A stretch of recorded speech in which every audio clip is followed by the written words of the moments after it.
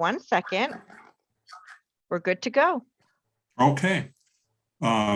This is the planning board meeting for City of Boulder for June 2nd, 2022.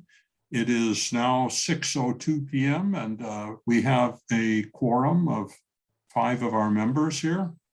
So that means we can proceed. I think I'll ask Sarah to initiate with the explanation of how we intend to operate tonight. Sure. Thanks for that, John. I appreciate it. This is a public meeting of the planning board, and we are anticipating having public participation this evening. So I'm going to just quickly share a couple of slides about some expectations for how this meeting will proceed. My name is Sarah Huntley. I am the Director of Communication for the City of Boulder and Engagement. And we have been involved. Can everybody see the slides at the moment? Yes.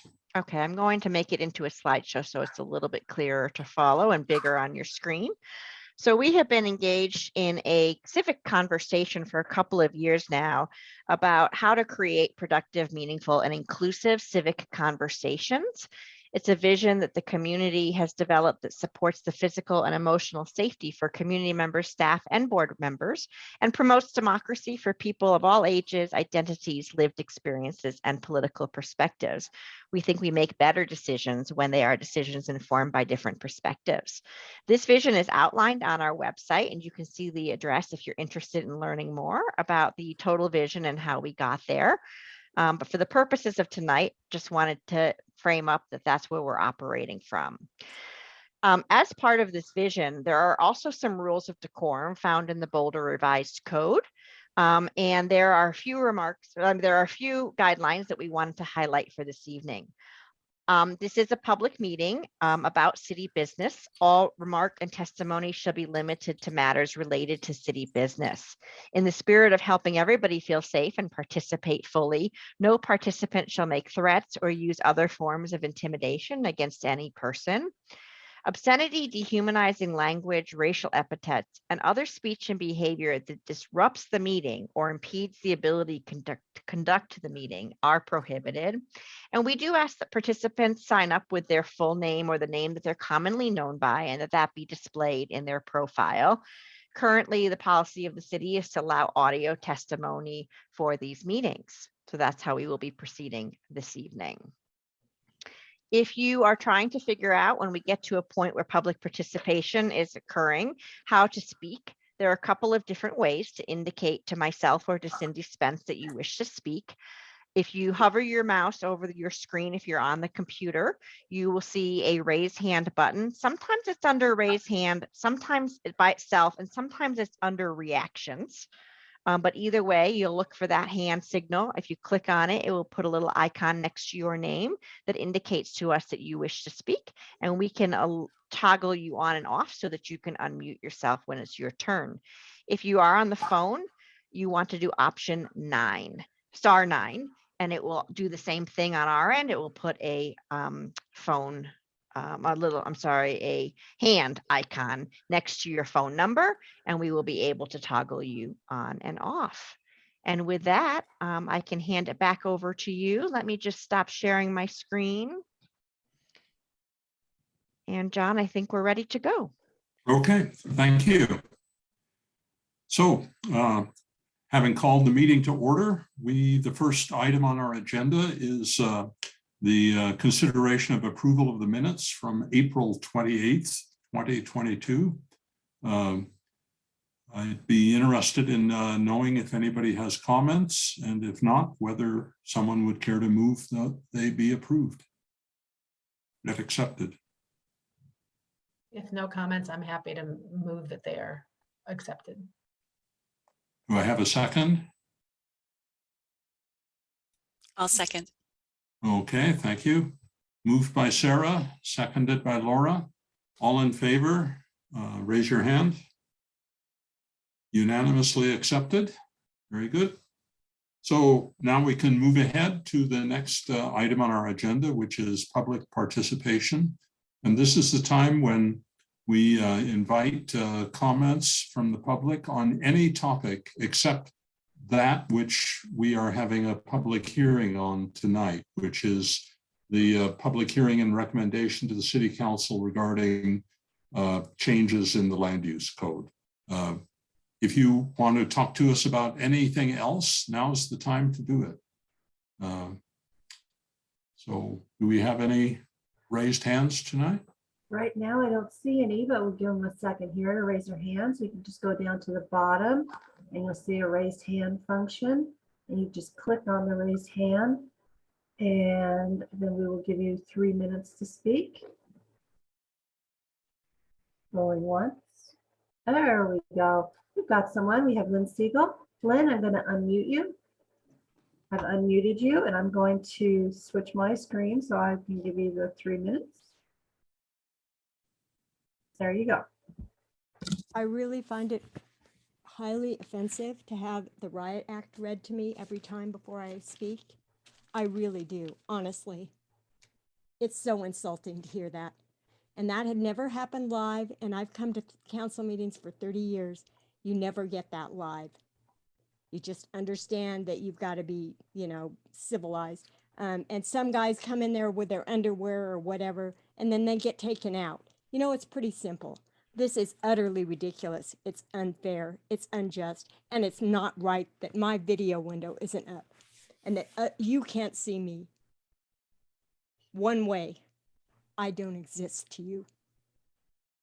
Not okay.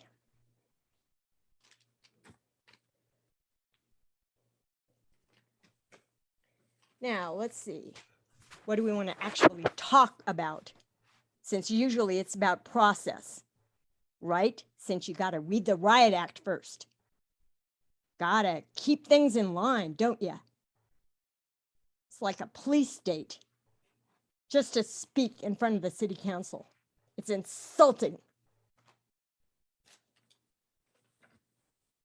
Stop it.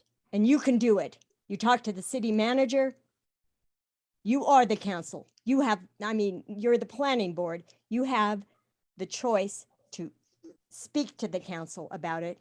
You have the choice to talk to the city manager about it, about this insulting process that you have for your public. Think about that. How would you like that? No video window and the Riot Act read to you every time. When for 30 years, nothing. Nothing like this. We don't live in a fair world at all, do we? But guess what? It's you're public officials and you can change it. You can make it right. So as to all this development and all of this LIHTC funds go into this affordable housing that drives up the cost of overall housing and overrides everything that was done with the affordables because of the fact that it drives the market rate housing up higher and higher.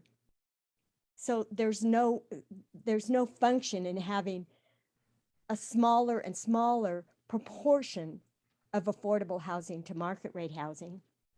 And as a result, you get outrageous rents where the restaurateurs can't afford to stay in business. And then you've got your landfill full of the stuff that they rip out every month when they have to leave and start a new business. Is that what you want? Environmental disaster as a result? Bye.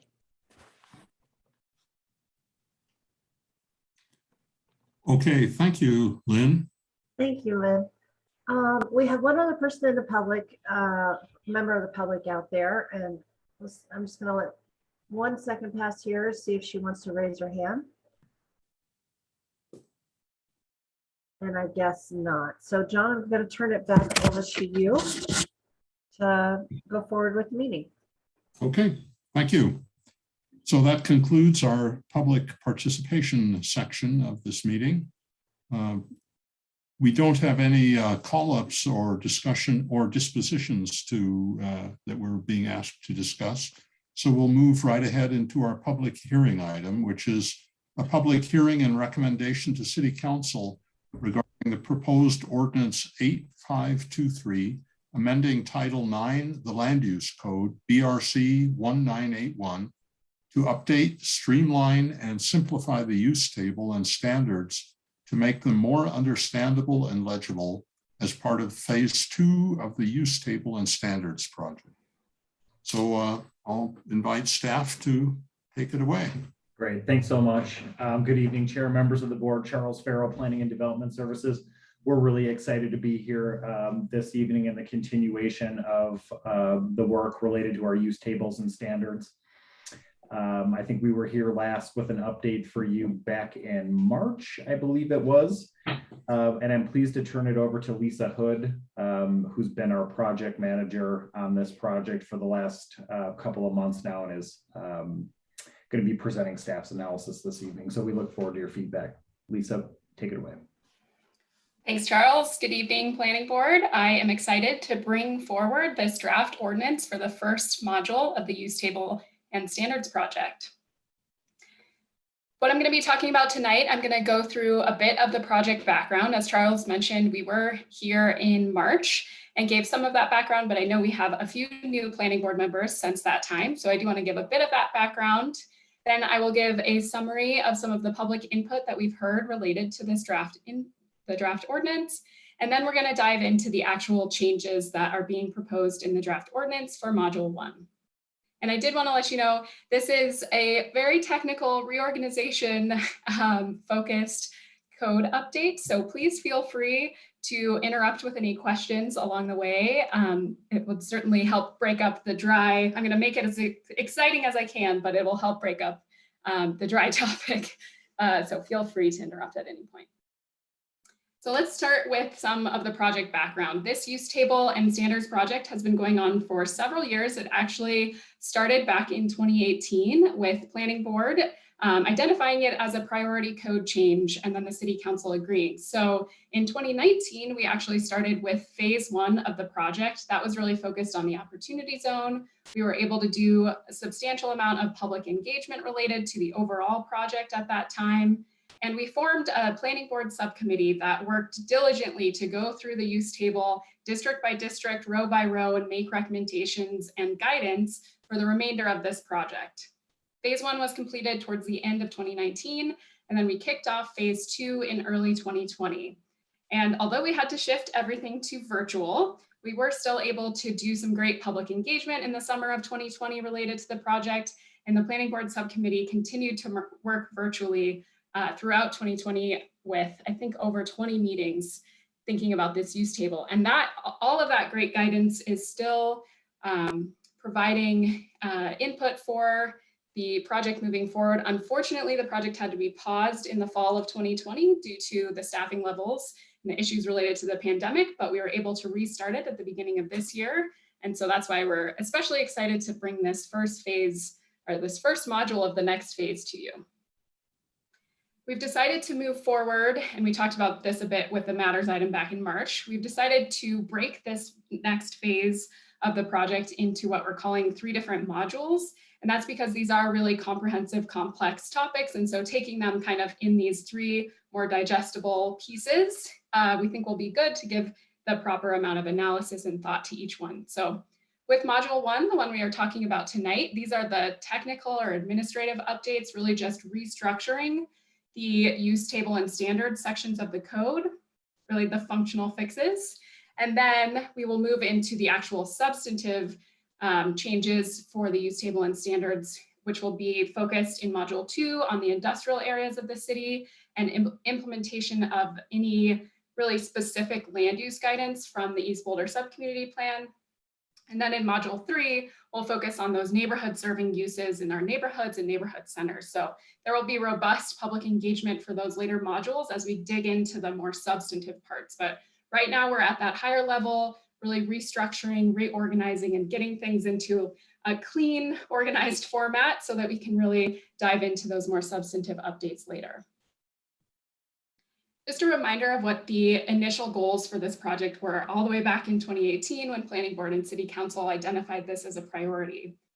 The first is simplifying the use table, streamlining the regulations, just generally making it more understandable. If you've ever dug into the use table, you know that it is quite complex. It's difficult for pretty much anybody to interpret at this point. And so really those non-substantive updates just to clean it up and make it a better customer experience, staff experience, planning board experience to use this really important part of the code. And with that, and with the streamlining and simplifying, we also want to create more predictability and certainty in the use standards and table. As we get into those later modules of the project, we'll get into those other goals related to aligning the table better with the Boulder Valley Comp Plan policies and land use designations, and also identifying where there might be land use gaps, where there's desired land uses, but maybe the use table is acting as a barrier to those uses. So those are the ones we'll dig into with the substantive updates in modules 2 and 3. I wanted to talk a bit about public input that we've heard so far. As I mentioned, we were able to do in-person public engagement back in 2019 and virtual engagement in 2020. And all of that is continuing to inform the rest of the project. Although those kind of focused on the more substantive topics, which are more interesting than restructuring and reorganizing a code, although I love that, to the general public. The engagement efforts also did get a little bit of input related to this module 1 work. So what we heard in 2019 and 2020 was support for updating the outdated use categories, and also a majority of people being open to streamlining the table, consolidating similar uses, some of our worst ones like restaurants and offices. We did hear some support from that in the context of that broader public engagement before. But as we were thinking, Lisa? oh, yeah, sorry. Can you characterize the feedback that you got in this effort in terms of numbers and the sort of folks who did respond? Yeah, absolutely. So I'll give more detail because we did a more detailed questionnaire just in the last couple months. So I have more detail on that. But in the project charter that's attached to your packet tonight, there's a whole kind of retrospective of all the public engagement that we had done in 2019 and 2020. That gives a good summary of what we heard. A lot, like I said, a lot of it was related to more of the neighborhood serving uses and things like that. But we did have a few questions in questionnaires, and also manning some booths, talking to people. I think we had about 75 responses to the questionnaire in 2020, if I'm remembering right. So good feedback kind of generally for the project, and then a few questions within that were related to this streamlining. Does that answer your question? Yeah, I was also interested in whether most of the responses were from people who are, say, professionally involved with such matters, developers or people seeking some sort of, that have some role in these activities, or? Yeah, that's a great question. I'm actually gonna go on to my next slide because it answers that pretty perfectly. Oh, all right, good. So yeah, so because we were focused more, since those were kind of just one question within a broader questionnaire when we did it back in 2019, and we hadn't really thought through all of the technical updates yet, we did do this additional questionnaire just over the last month or so that was focused specifically on these technical updates. So we developed a questionnaire that was on Be Heard Boulder, which is the city's engagement platform. It was up for about a month between mid-April and mid-May. We promoted it through the city's social media account on the website. And then also you may have seen it in the planning newsletter, and then the more general city newsletter, which each of those go to, I think, over 5,000 people.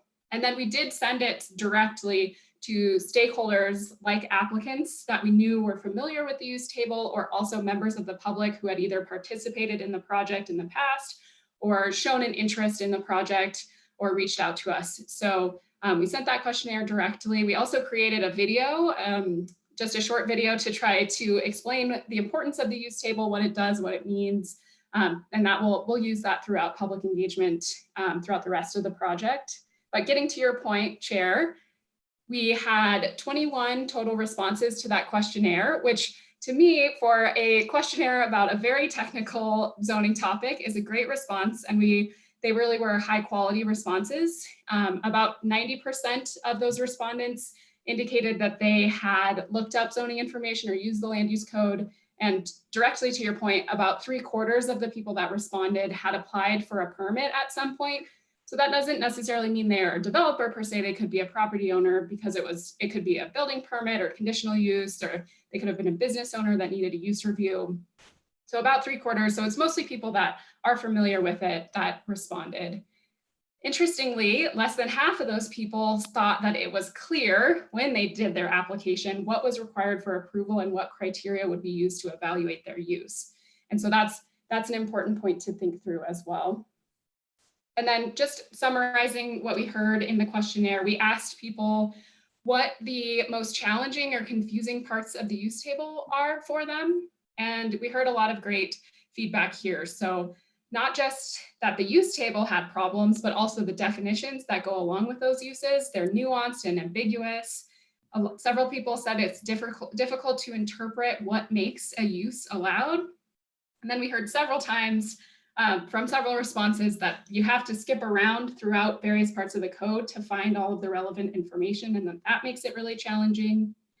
There's kind of just some general formatting issues, like there's no legend at the table that explains what the letters mean. With a lot of people, or the vast majority of people, are interacting with the code online.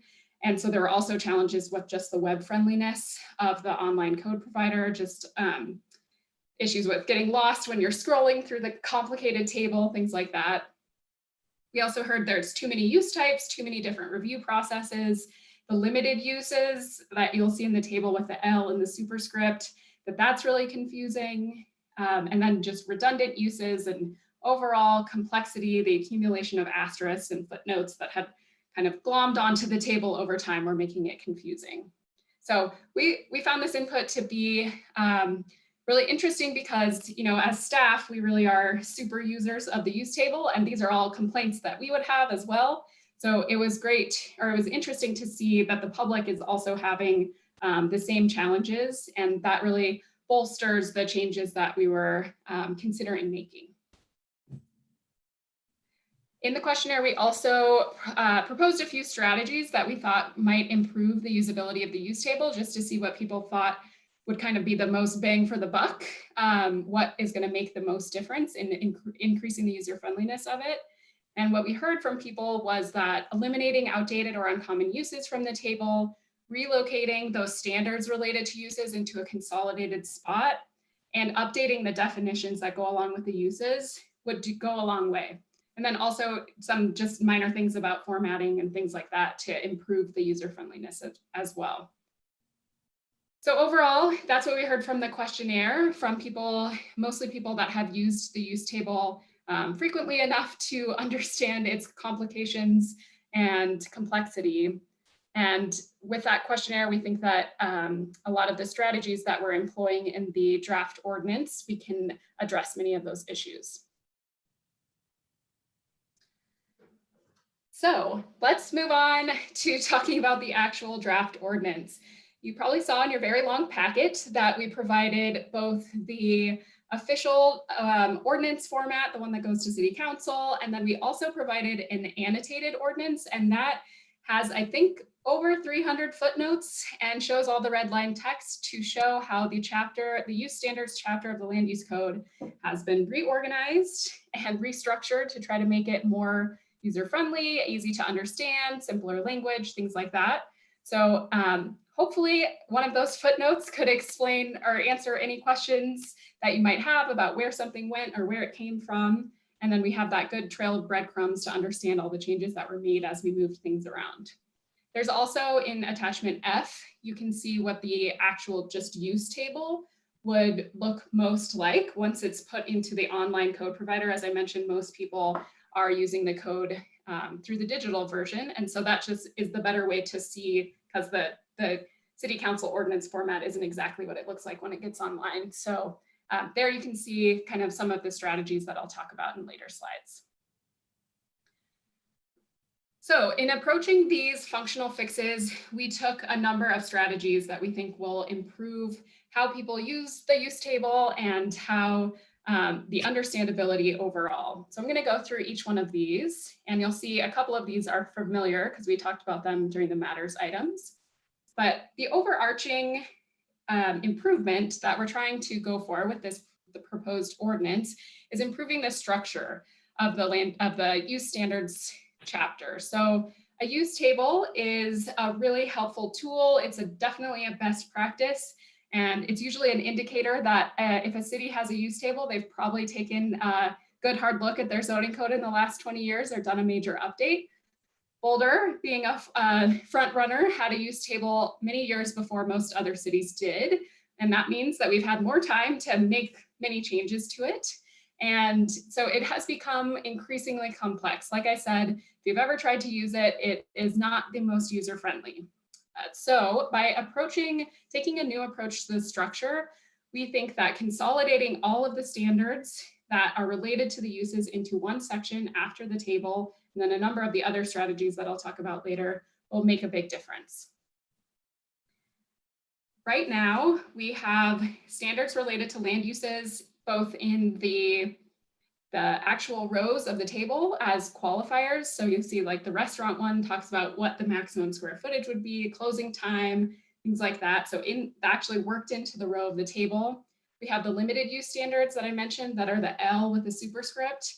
And that actually means that you have to go from one reference table to another reference table to understand what the rules are that apply to that use within that district. So generally not the best practice to have to use two different reference tables to get your answer.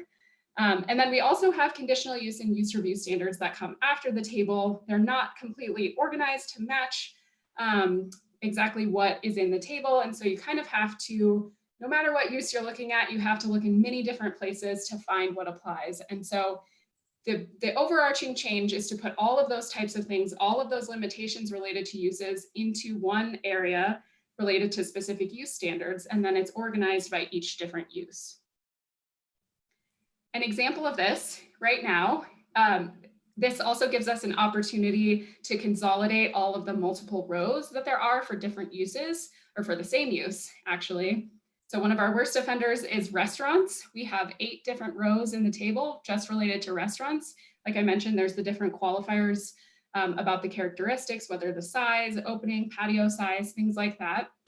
And so with the reorganized ordinance, all of that information remains. So that's getting at these not being substantive updates. Those rules all stay in place. They just get relocated into that specific use standards section.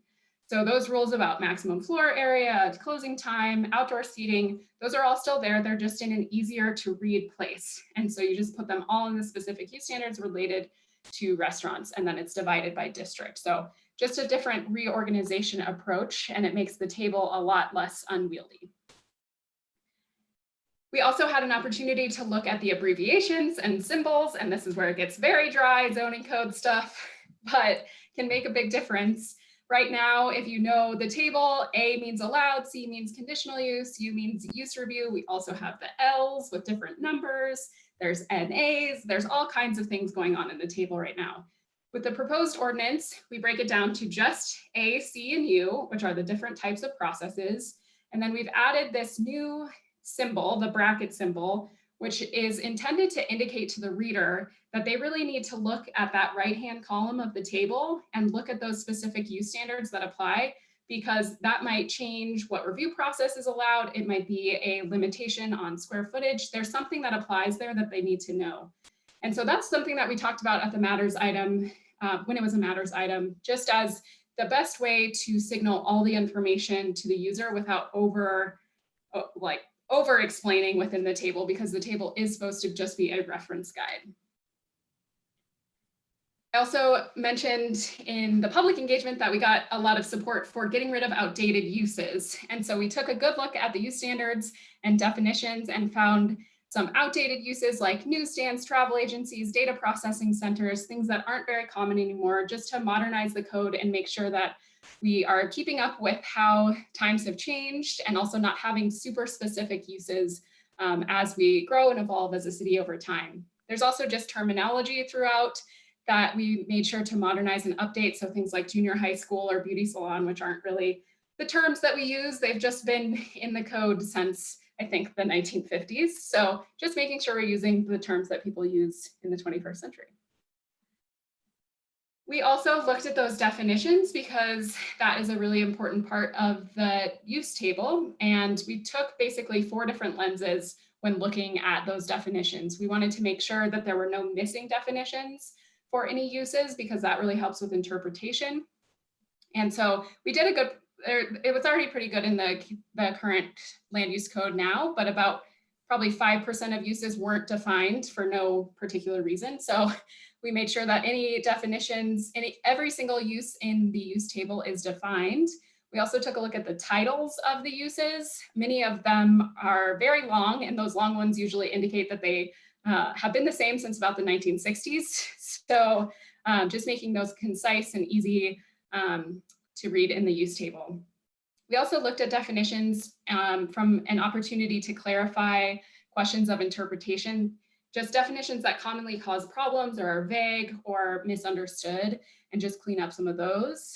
And then also just using definitions as an opportunity to combine similar uses where there is a dividing line that maybe there doesn't need to be based on impact. Another strategy that we took is related to use categories. So that's within, you'll see within the use table that it's divided into different colors, and there are classifications, categories, and then use type is the actual row that explains the land use. And so this is kind of taking the same idea as the scientific classification, that each use type kind of falls within a category of similar uses, and then that falls within the larger umbrella of the classification, which is residential, commercial, industrial, things like that. So this is something that's actually already employed in the table, but inconsistently. There's some categories in the commercial and residential section, but it's not throughout the entire table. So this is just to increase consistency and also to help with some interpretation questions for when we have new uses, as we always will have, trying to understand what they're most similar to and what their impact might be similar to.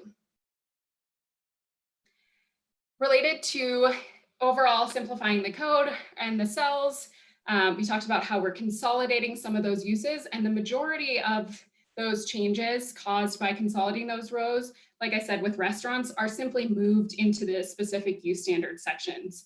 But there are a couple changes that were just minor, but I just wanted to point out just to explain those. So vocational and technical school and adult educational facility are currently two different uses that we've combined into a new use called specialized instruction facility. And so those have taken on the permissions of the adult educational facility.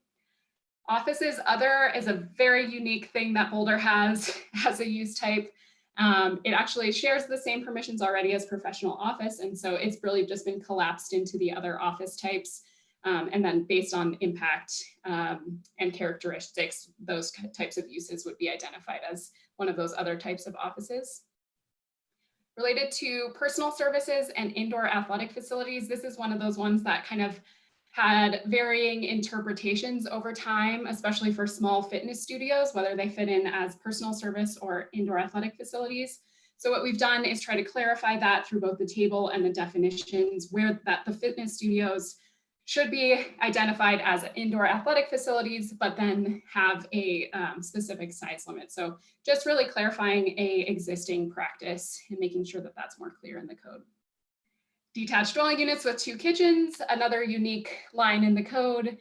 This one we identified as probably a clerical error, that detached dwelling units with 2 kitchens were allowed as a conditional use in the public and agricultural zones, but a typical detached dwelling unit required a use review. And so we've just made that consistent, that any type of detached dwelling unit would require a use review in the public and agricultural zones. And then finally, data processing, telecom, and computer design and development, those have all been collapsed into the technical offices definition. And so those have taken on the allowances for that use. And finally, I'm on my last one, I promise. Oh, Lisa, I had a question. Oh, yeah. Can you go back to the, And this one? I just happened to be looking up the dwelling unit with 2 kitchens. Yeah. Like last week. And I'm not sure I understood what you just said. I think right now it is under, well, I think I found it under accessory uses or something. I can't remember where I found it, but it was in a very odd place. You said something about it's only allowed in agricultural. What did you say about it?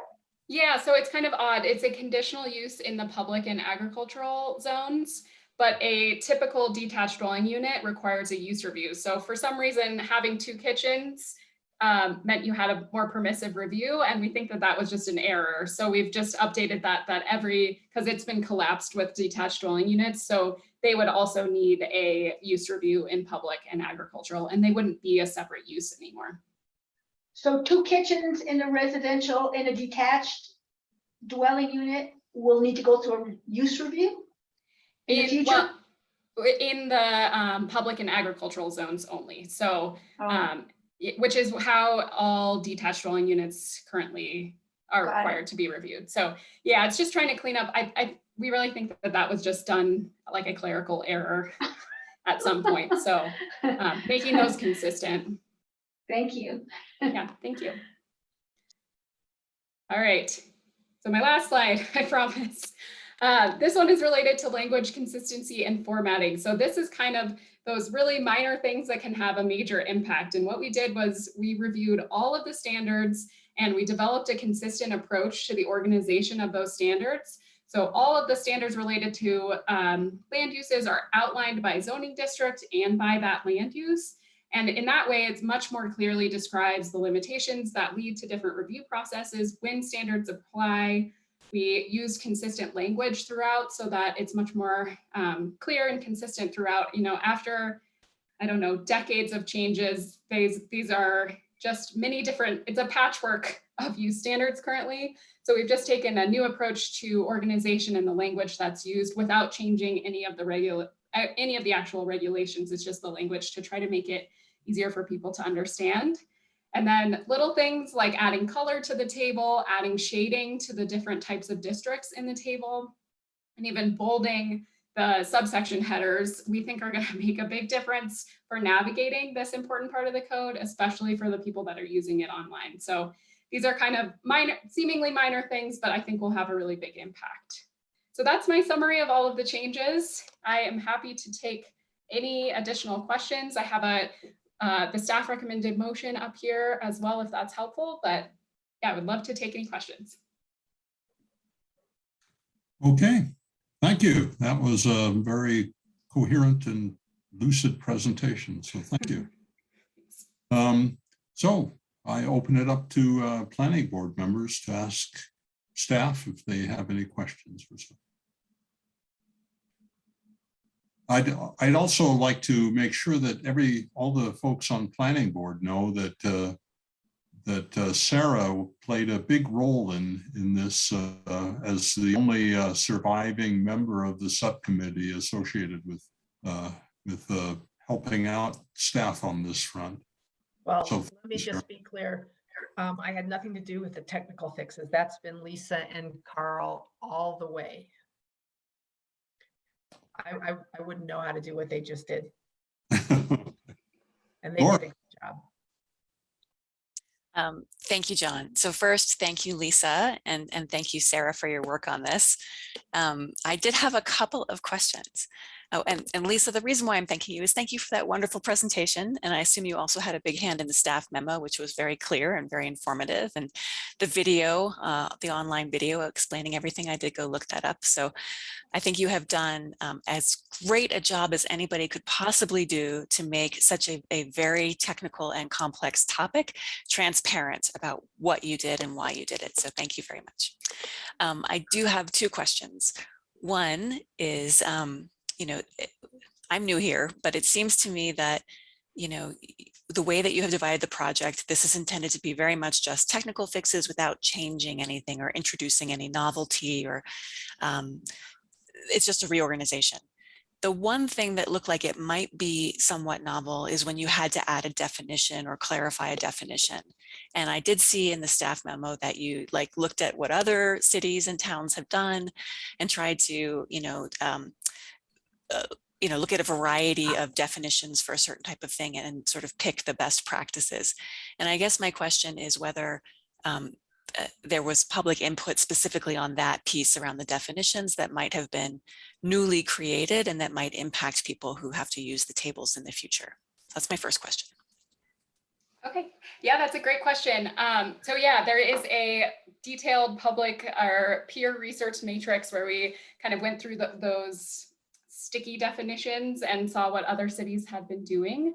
And there was not, so in our questionnaire, we didn't get too much into the details of what those actual definitions were for the public, but the ordinance obviously goes through a public process and is posted for the public to review the definitions. At this point, we have a public hearing tonight, of course, and then it runs through City Council as well. So we'll continue to seek feedback related to that as well. And we'll post on our Be Heard Boulder page, things like that, and we can highlight those definitions as people are interested in those. And then we did reach out to some of those stakeholders that we talked about, that we had reached out to for the questionnaire, and just let them know that the packet was available. And we did not receive any written comment related to it.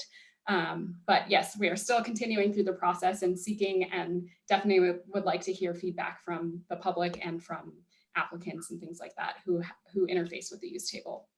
Okay, thank you.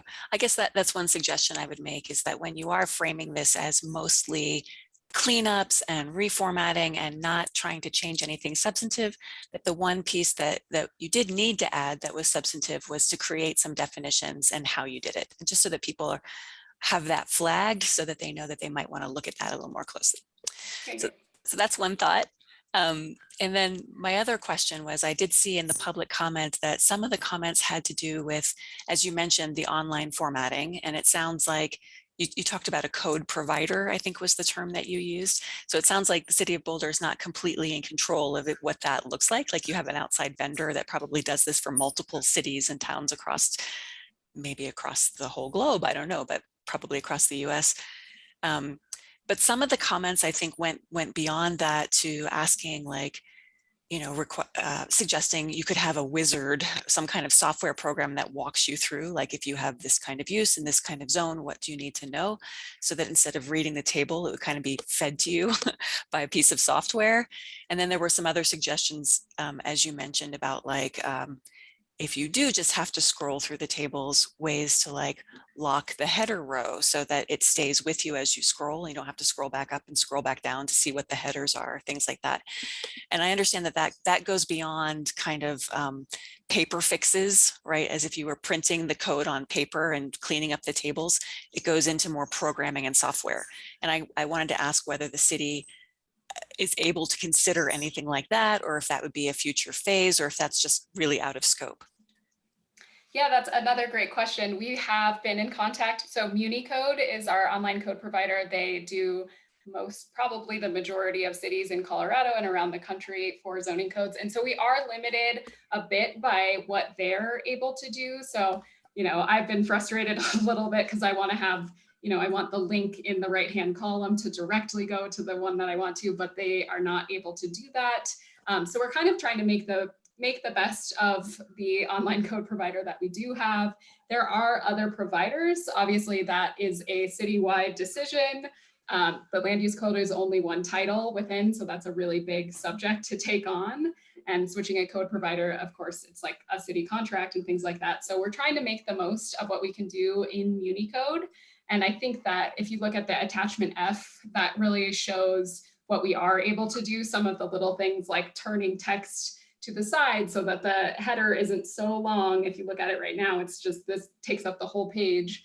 And then the locking header rows, they are actually able to do. So that's something, that was one of the reasons we wanted to consolidate it into one table, is that they do have the functionality. If you click on expand on the online code, it will have the locking rows. And then by integrating the color and shading, we're hoping that that will also help people kind of keep their place, because you'll know that, oh, I'm in the mixed use section right now.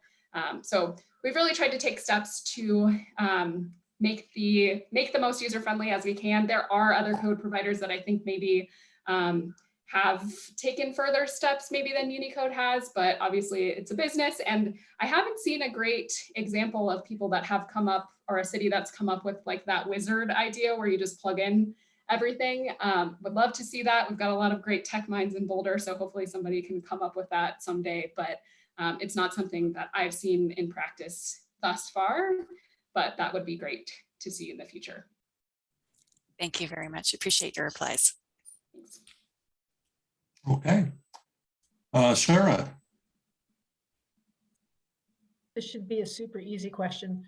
When would these changes go into effect? They go into effect 30 days after the city council adoption. And I'm not sure exactly like when they actually show up on Unicode. I don't know, maybe Carl might know, or Hella. They're usually pretty good about updating the language in Unicode. Sometimes we have to kind of nudge them, but they're usually pretty much on time. And while I know that these are just technical updates, how will these change? How will they affect, let's say, a proposal, an application that's already in the system? Oh, we were just talking about this. I don't know, does Carl or Hella want to take that one? So there is language in the end of the ordinance that says, and this is typical language that we add to land use code ordinances, that if there's an application that was submitted prior to the enaction of the ordinance, it can proceed under the prior regulations. If an application is submitted after, then it's subject to the new regulations. Obviously, with this particular ordinance, it's just a reorganization. So we're not anticipating any changes that would impact any in-process projects, but we do have that standard language in there. Yeah, the intent is just to not artificially penalize anyone. And so Project X that was started 3 weeks ago and comes to us a year, it never happens this fast, but comes to us in 30+1 days. If we use the updated use table, it'll still be the same uses. It's just the table will look different. Okay, right. That's all I wanted to double check. Get confusing otherwise. Yeah, a great question. Okay. Other questions for staff?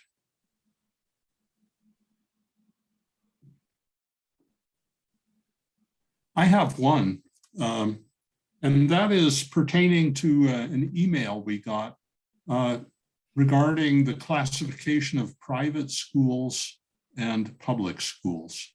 I think you may have seen that email also, and I wondered if you could go into that and explain how whether they should be concerned or not. Yeah, thanks for bringing that up. So at this point, because we were focused on not making substantive changes, we did keep those different rows for public and private schools as they are now. And so we'll be taking a look at that in the later modules to see, because we couldn't just collapse them because they are so different. They are treated quite differently in many of the districts. And so it was something that was going to take more analysis, and that would be a substantive change. So that's something to be determined in the later modules.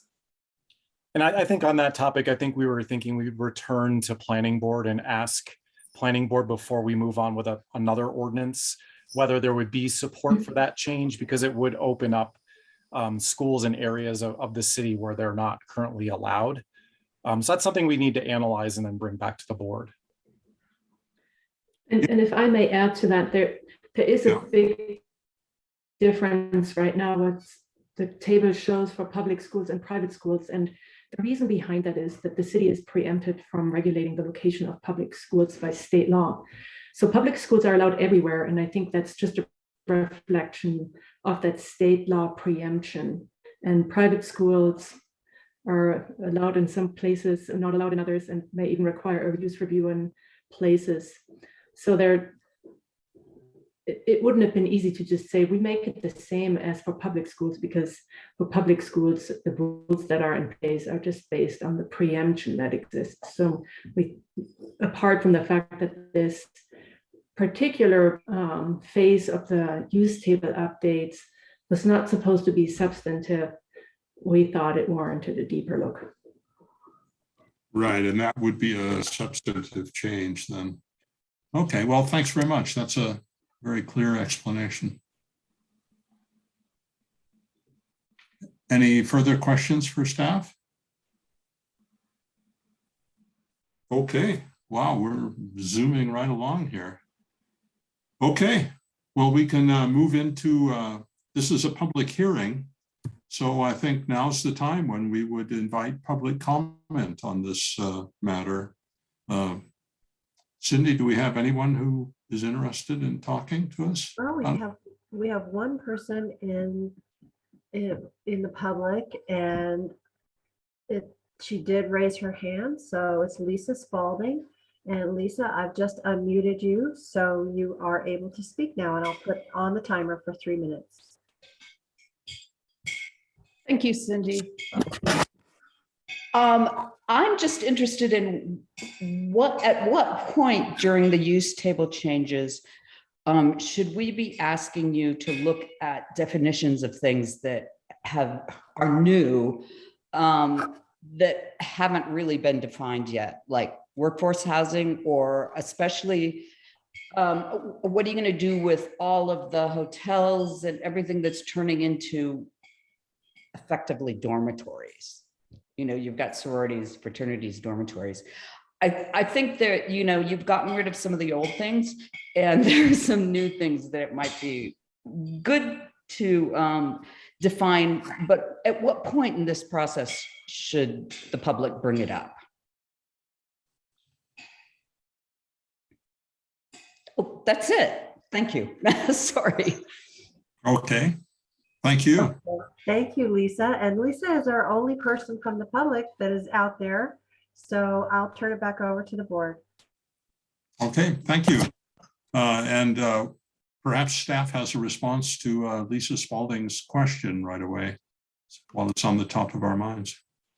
Sure. So yeah, taking on terms that aren't in the land use code yet would be something that we would do with future code changes. And so probably looking at a more narrow scope, or things, you know, if we were addressing things like dormitories or hotels or things like that, it would be a future code change where we would find the appropriate definition and add that at that time. But for this change right now, we were just defining language that was already in the land use code. So we don't want to add definitions for things that aren't actually in the code yet. But certainly there's always work to do on the land use code and future changes that we can make and think through those definitions at that time. Okay, thank you. Oh, ML. Thank you, John. So Lisa and Carl, following up on that question, there are uses that are out there now. And what I'm hearing you say is you're not anticipating that these new uses would be part of module 2 or 3, that they would come up one-on-one somewhere out there? How? I think through the public engagement process, as we move into module 2 and 3, we could consider, you know, adding new uses. I think it's just, that's the whole point of the process, is to get the word out on it and get that feedback from folks about if there are things that are missing in the land use code. And again, we have to look at it through the lens of, you know, the goals and objectives of the project, but it's certainly something we could consider through module 2 and 3. Yeah, and as we continue to scope future phases, we'll be back to the planning board for your feedback. But we'll certainly make note of this evening. I appreciated Ms. Spalding's comments. Right.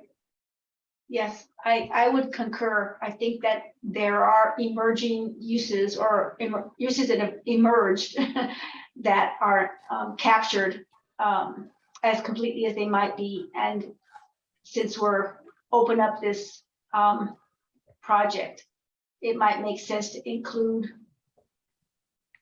put a little sticky note in there somewhere in the next 2 modules to get this, because I think that is an important point.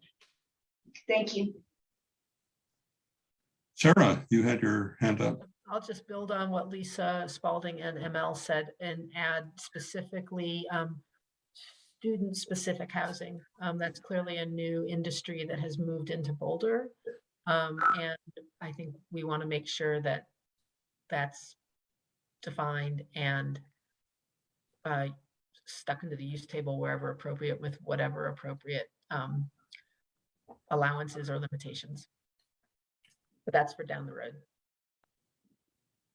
Lisa Smith.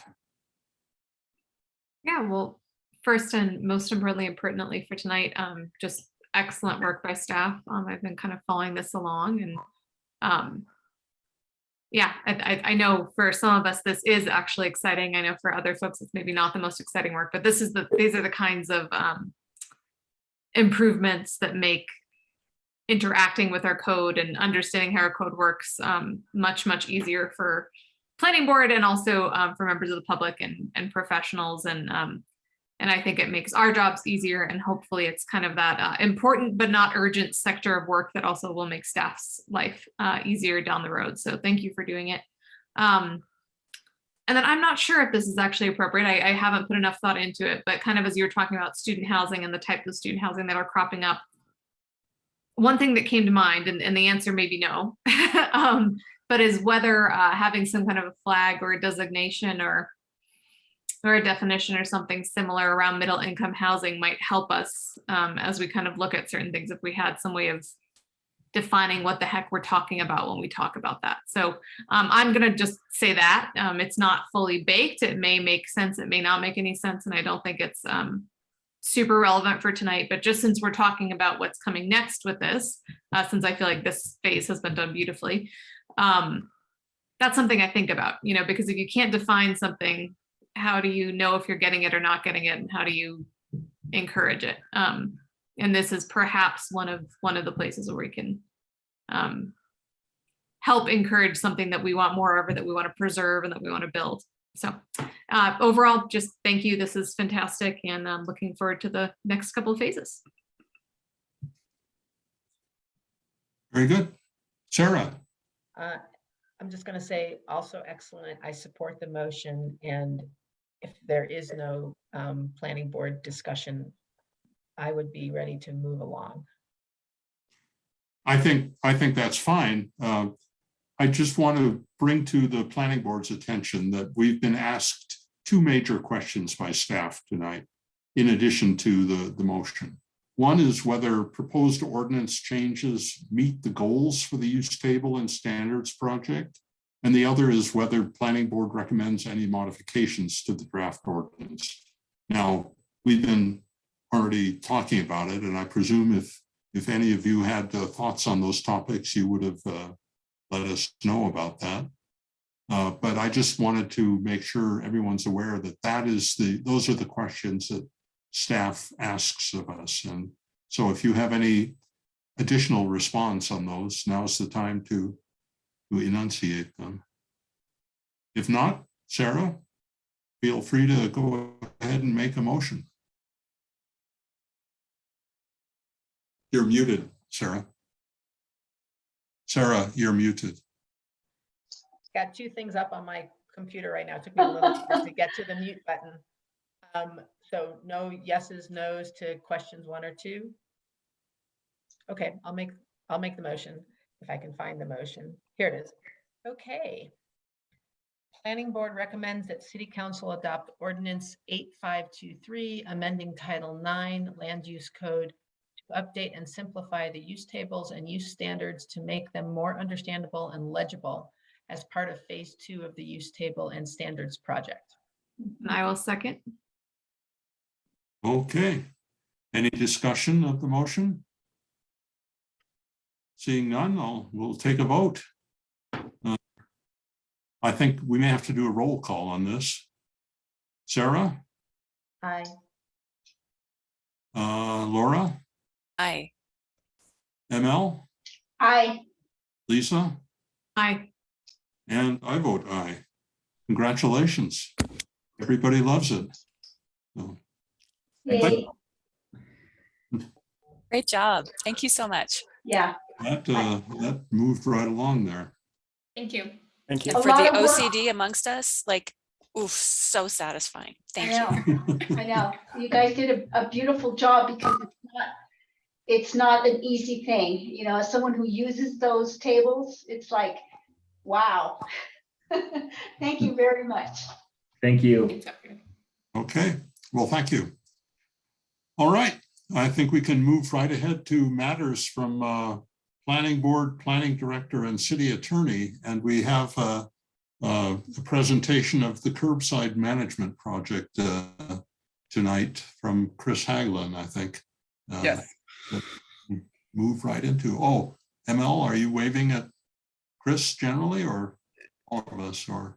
Yeah, we worked together many years on the Neighborhood EcoPass program. Oh, okay. Yeah, All right. that was an acknowledgement. I know, Chris. All And, right, proceed. Yeah, yes. ML's been a great coordinator for our program for many, many years, pretty much since the beginning. But ML, are you able to be an impartial judge of what we are about to hear? Do you have any ex parte communications to divulge? Yeah, you know, my relationship to Chris and the work was buses. This isn't about buses as far as I, Just- buses in This particular. is Yeah, not This in is- particular. strictly informational, so. Yeah. Oh, Yeah. furthermore, I Yeah. can be impartial. Thank you for asking, Laura. Yeah. And maybe curbside management is a little bit more exciting than use tables. I'm hoping, just maybe just a little bit. Okay, well, let me share my screen. Do have a presentation.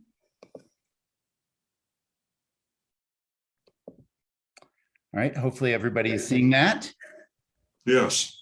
All right, thank you. So good evening, Planning Board. Chris Haglund here. I'm a principal planner in transportation and mobility on the transportation planning team, and now the project manager for this policy review of curbside management. Hopefully, there we go. And so just a quick agenda for the presentation. I want to give a bit of a project background and some overview for you, talk about some of our community engagement efforts that we've been doing.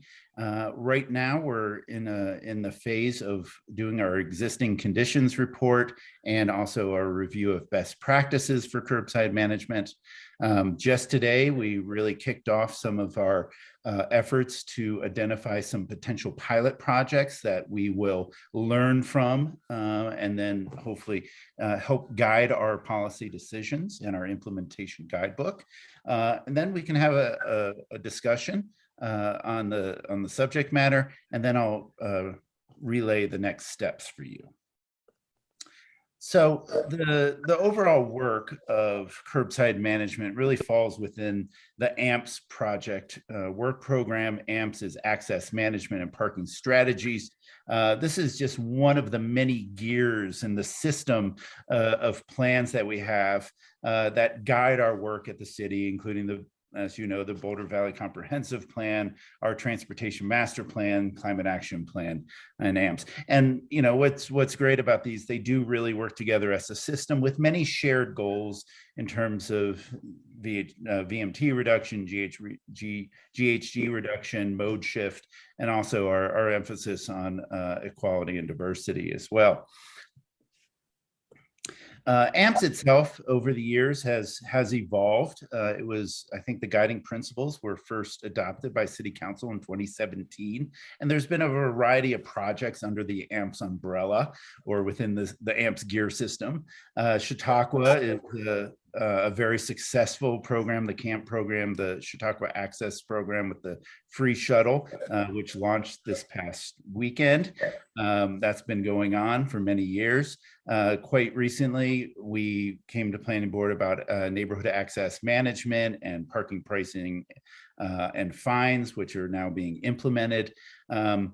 Prior to COVID, we had a very successful Civic area TDM program for municipal employees. And we do hope to get on with the parking code and potential TDM ordinance as well in the future. But tonight I'm here to talk to you about curbside management.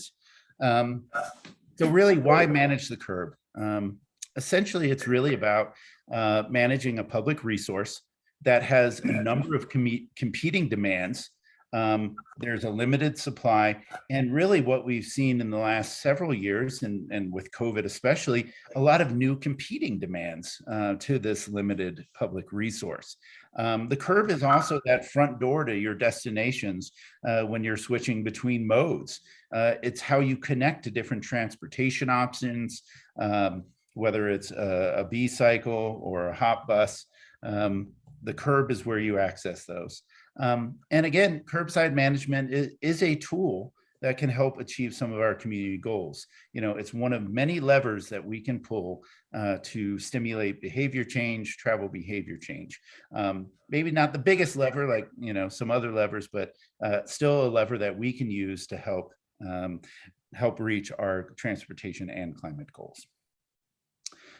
There's a huge variety of uses of the curb based on, you know, our preliminary work on the existing conditions report and what you may well know from experience. Vehicle storage is a predominant use of the curb for short-term on-street parking, for example. However, the curb is used for a different variety of different uses, accessing micromobility. We have electric charging infrastructure sometimes at the curb. With the advent of Uber and Lyft, ride hailing, access to ride hailing, TNCs, as we call them, transportation network companies, is right at the curb. Also for our businesses, it's where freight is delivered, goods and services are delivered. We've also seen, as a response to COVID, it's a place for parklets and dining as well. So there's a lot of shifting uses. And so that's why we thought it was important to do a fresh look at how the city manages the curb. Some of our objectives of this project are that, you know, this really ultimately has to be about equity. Curbs are for people. People need to use them. People are going to be transferring from one mode to another. Goods are going to be delivered to people's businesses. And we need to make sure whatever policies we have and changes we make to the curb are good for the users, the people themselves. We have to understand that the curb has a variety of demands, and we need to customize the curb to address those needs. Most importantly, I think, or maybe not the most, but very important, we need to make the curb easy to understand. It has to be intuitive. That is not only for the drivers of automobiles looking for a parking spot, for the Cisco truck driver looking to where he can park to make his delivery, the FedEx trucks, the Amazon trucks, the Ubers and Lyfts. It has to be very clear of where they cannot go and where they can go, where they should go, and to help them to do this safely. As I said, you know, we also want to look at how do we use this to help promote some travel behavior change and make use of options other than the single occupant vehicle as well. And adaptability. What we've seen in the last couple of years with COVID and the technology that are changing with e-bikes and e-scooters and Ubers and Lyfts, the city also has to be very adaptable in their curbside management policies. So this project is several months in, but we've had some fits and starts. I think I'm actually the fourth project manager of this, since we had three different staff people leave who are managing that. But it's still a great and exciting project, and I'm happy to take over for it. Hang in there, Chris. Thank you. One of our staff people that was the project manager, she's just on maternity leave. She hasn't left the city, and she'll be back to help me. And ML knows Allison very well as well, so she'll be back.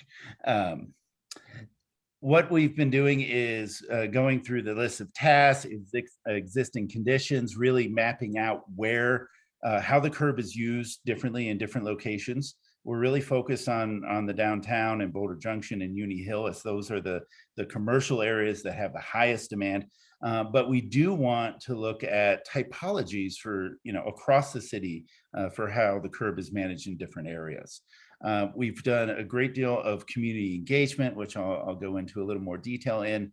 We are looking at best practices from a number of peer communities and communities that have implemented innovative curbside management, working with TNCs, for example, to create staging areas and designated pickup and drop-off zones, you know, those types of things, and flexible loading zones, which serve a variety of purposes during different parts of the day. So we're looking at that. This will all kind of lead into our policy evaluation, the process we'll go through to analyze, and then finally go through boards and council with our recommendations. And ultimately, we'll be producing a guidebook that will help city staff implement these. And this will be kind of those typologies of different uses of the curb. And also, how do we respond to request for changes to the curb. You know, over the years, we've had some of those, like when we created the bike corrals on either end of Pearl Street, for example. During this whole process, we will also be conducting some pilot projects. So we'll be actually putting some changes to the curb in place. They'll be temporary, and those will also help inform the policy evaluations and the recommendations that we ultimately make to boards and council. As I mentioned, we're really focused on the downtown, Boulder Junction and University Hill, as they're the commercial districts. That's where the managed parking is, and also the greatest demands of curb space. But we will be looking at the city in general and have different typologies for different types of areas. Community engagement, this is really where we focus the initial part of our work. We have had a series of focus groups with a lot of different stakeholders, and they've provided great input. You know, many of the transportation service providers, you know, they are doing work in all parts of the country and places that have tried some of these things. So they've really been able to provide some good information. The transportation network companies, Uber and Lyft, you know, they're dealing with this all the time of where cities want them to pick up and drop off people, where they want them to stage, so they're not just endlessly circulating, waiting to be hailed. So we've had great conversations with service providers, delivery providers, Amazon, FedEx, you know, all of those. Business owners in these commercial areas have been invited to focus groups that we've had. We've had our district commissions also involved, since they're kind of oversee these areas that we're looking to make changes. I also talked to CU, our community connectors, to make sure that we're reaching all parts of our community, especially those underserved areas, which have many of the people that work jobs in these areas and need to get there, and accessing the curb sometimes is part of that journey. And so that's part of our you know, social equity work that we're doing. Also work with community cycles. And then, of course, I think, you know, the most eye-opening, as it usually is, working with the Center for People with Disabilities to really understand the changes that we need to be making to make the curb more accessible for everybody. We've done a online questionnaire as well as part of Be Heard Boulder. I know John may ask about how many responses we've had. We had 267 responses to that survey from a variety of different people. Some of which are citizens, some of which were business owners, some of which are some of the stakeholders that we had in the focus groups, because we all pointed them to that. But we had a good response to the questionnaire, which is part of the summary of what we've heard that I'll provide to you. We also had pop-up events. We actually just went downtown. We went to Boulder Junction, we went to Uni Hill, and we talked to people. We talked to people getting in and out of their cars, people that were parking. We tried to talk to delivery drivers. You know, they're usually in a rush, but, you know, try and talk to them about what their needs and concerns are. And so that was really good. We've also had some Facebook posts, including posts in Spanish, to try and drive people mostly to the questionnaire. And then we've gone to all our different advisory boards as well. So we've had a pretty robust community engagement process. We've heard a variety of different things, and this work will be summarized in our existing conditions report. Right now, I've just received that back from our consultant, Peer and Peers, that is helping on this project. And so that will be made available online, that folks on planning board can go and see the full report. But I just want to summarize some of the key findings we heard throughout the whole community engagement process. There was really this desire that, you know, curbside management, like parking pricing, like neighborhood access, what we do should reflect our city goals. And specifically those goals of shifting modes. Safety was one of the big concerns, especially around Uber and Lyft pickup and drop off. Sustainability, how do we reduce congestion and circulation in our areas, and idling for sustainability. But we also heard a lot about economic vitality and the need for these businesses to have delivery and have customers. And many of these customers are coming from outside the city. Also, employees. Recruitment and retention of employees is critical, and how people get to their jobs is really important, especially more and more we see people living further and further away with affordability issues. We also saw a lot of respondents wanting greater access to micromobility, not necessarily kind of on the street side of the curb, but more on the sidewalk side of the curb, access to scooters and e-bikes. And also we heard a lot about on-street charging, access to electric vehicle charging, the outdoor dining experiences and what people want to see, what they want to continue and what they don't want to continue, as we made some of those adaptations during COVID. I can't stress enough how much safety really came up in our conversations with all different stakeholders, particularly with, as I've mentioned, the pickup and drop off of people from TNCs, and people stopping right in the middle of Broadway to let someone off on Pearl Street, using both doors. We see it at the farmers market and Canyon. Not only is it a safety concern, but it also creates traffic congestion, travel delay, which all adds to greenhouse gas. So, and then we certainly heard, as I mentioned, that the city needs to do more and better for ADA access, not only on the parking side, but just how people can access different modes from the curb.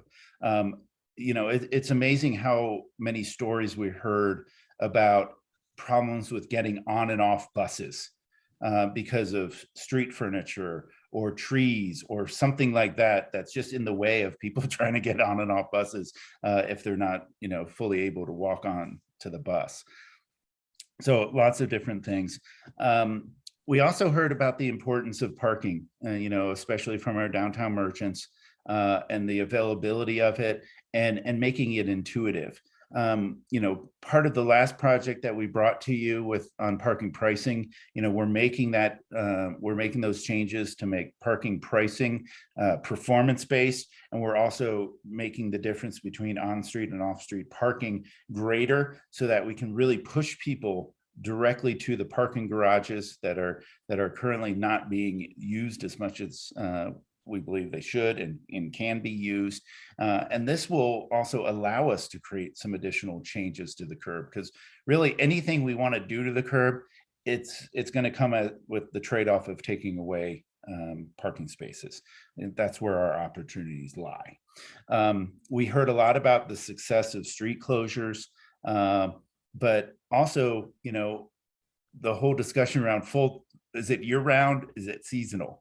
I live in Louisville, and every year they roll out the street furniture in the summer, and then it goes away in the wintertime. But I think there was a lot of, we heard a lot about wanting permanent street closures, essentially effectively lengthening the Pearl Street Mall. We also heard that, how we use the curb, we always need to be thinking that it needs to evolve and always be on the lookout for new technology that will affect how the curb is used. I want to provide just a little snapshot of some of the things that are going to be in the existing conditions report. This is looking at CAGID, our Central Area General Improvement District, and just the different uses of the curb. You can see 80% of it is vehicle storage. Then you've got some loading zones, you've got some bus stop areas. But a lot of it is just vehicle storage. But those are some of the, just a snapshot of what you'll be able to see once we release the existing conditions report. On pilot projects, we met in the field today. We spent a couple hours walking around the downtown, and then next Tuesday we're going to Uni Hill to walk around to look at where are some of the specific locations that we can try some of these new things. A couple of the different pilot projects we're definitely going to implement, and we'd love to hear from you if you have any other ideas for different types of pilot projects. But one specific thing we're looking at is that combination of both TNC staging areas and the designated pickup and drop off locations. You may have seen this, if you're a user of Uber and Lyft, sometimes you're directed, if you hail an Uber, you're directed to walk somewhere and you're going to pick up that Uber there. It's not going to come directly to you. And this is really to organize it, safe pickup and drop off.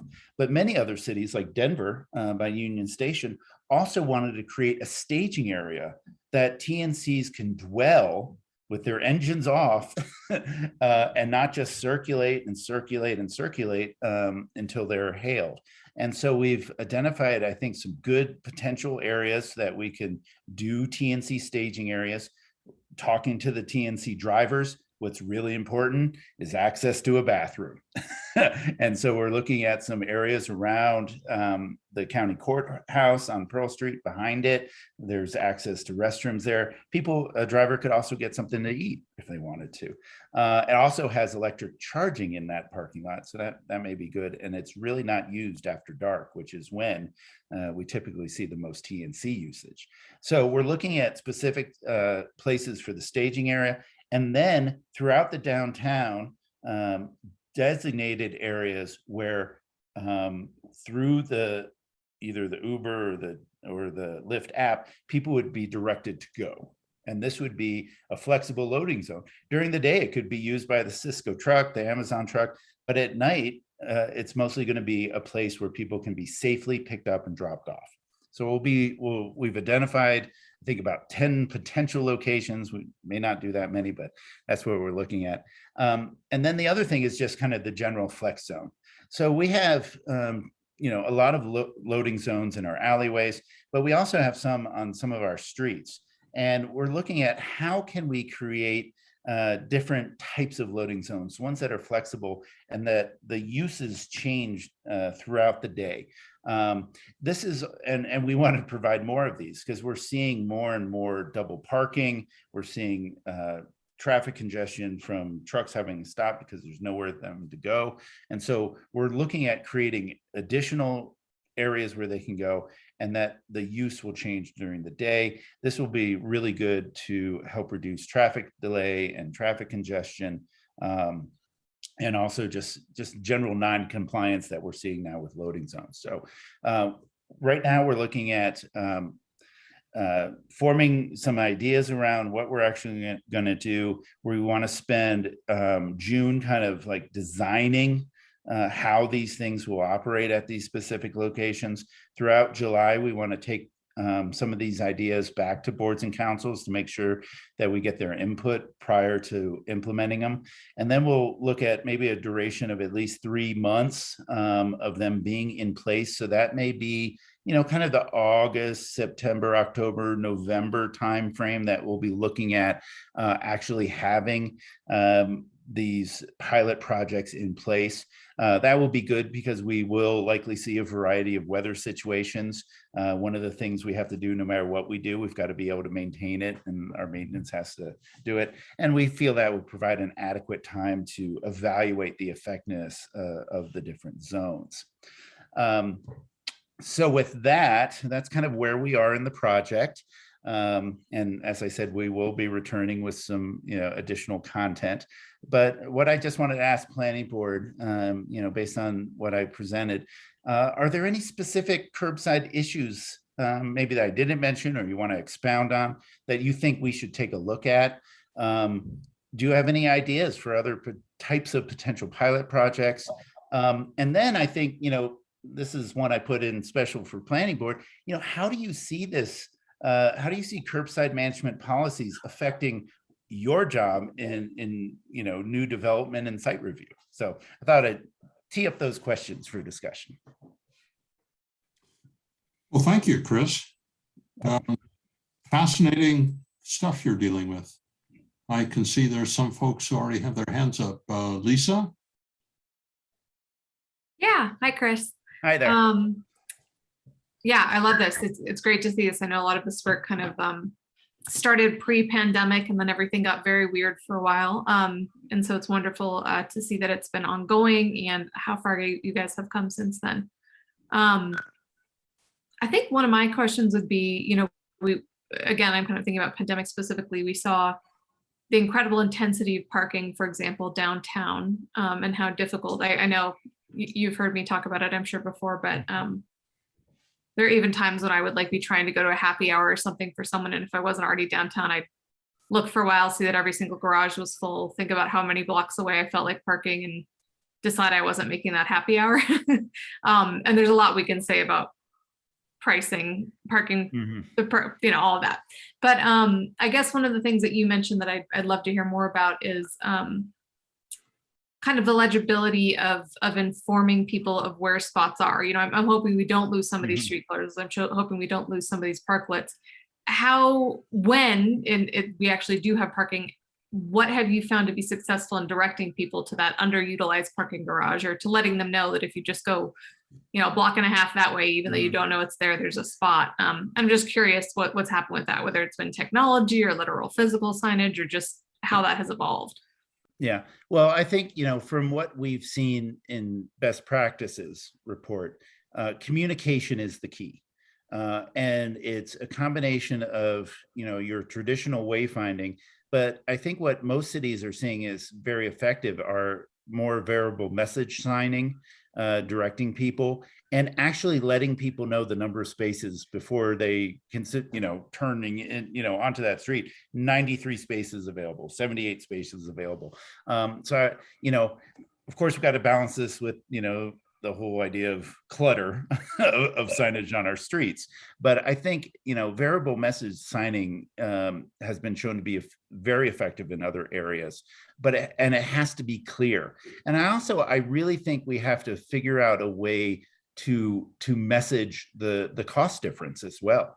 I mean, we really should be driving people to those garages. It's a one stop, do your business, then leave from that one spot instead of traveling many times. So those are some of the things that takes a lot of technology, though, especially the counting. You either have the gate system doing it, or you have some technology at each of the spots. It's each of the parking spaces that communicates that how many are filled and how many are not. So that's certainly investment.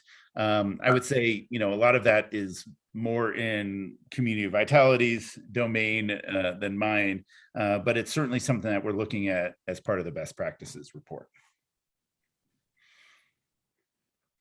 Sarah. Thank you very much, Chris. Really interesting presentation. Thank you.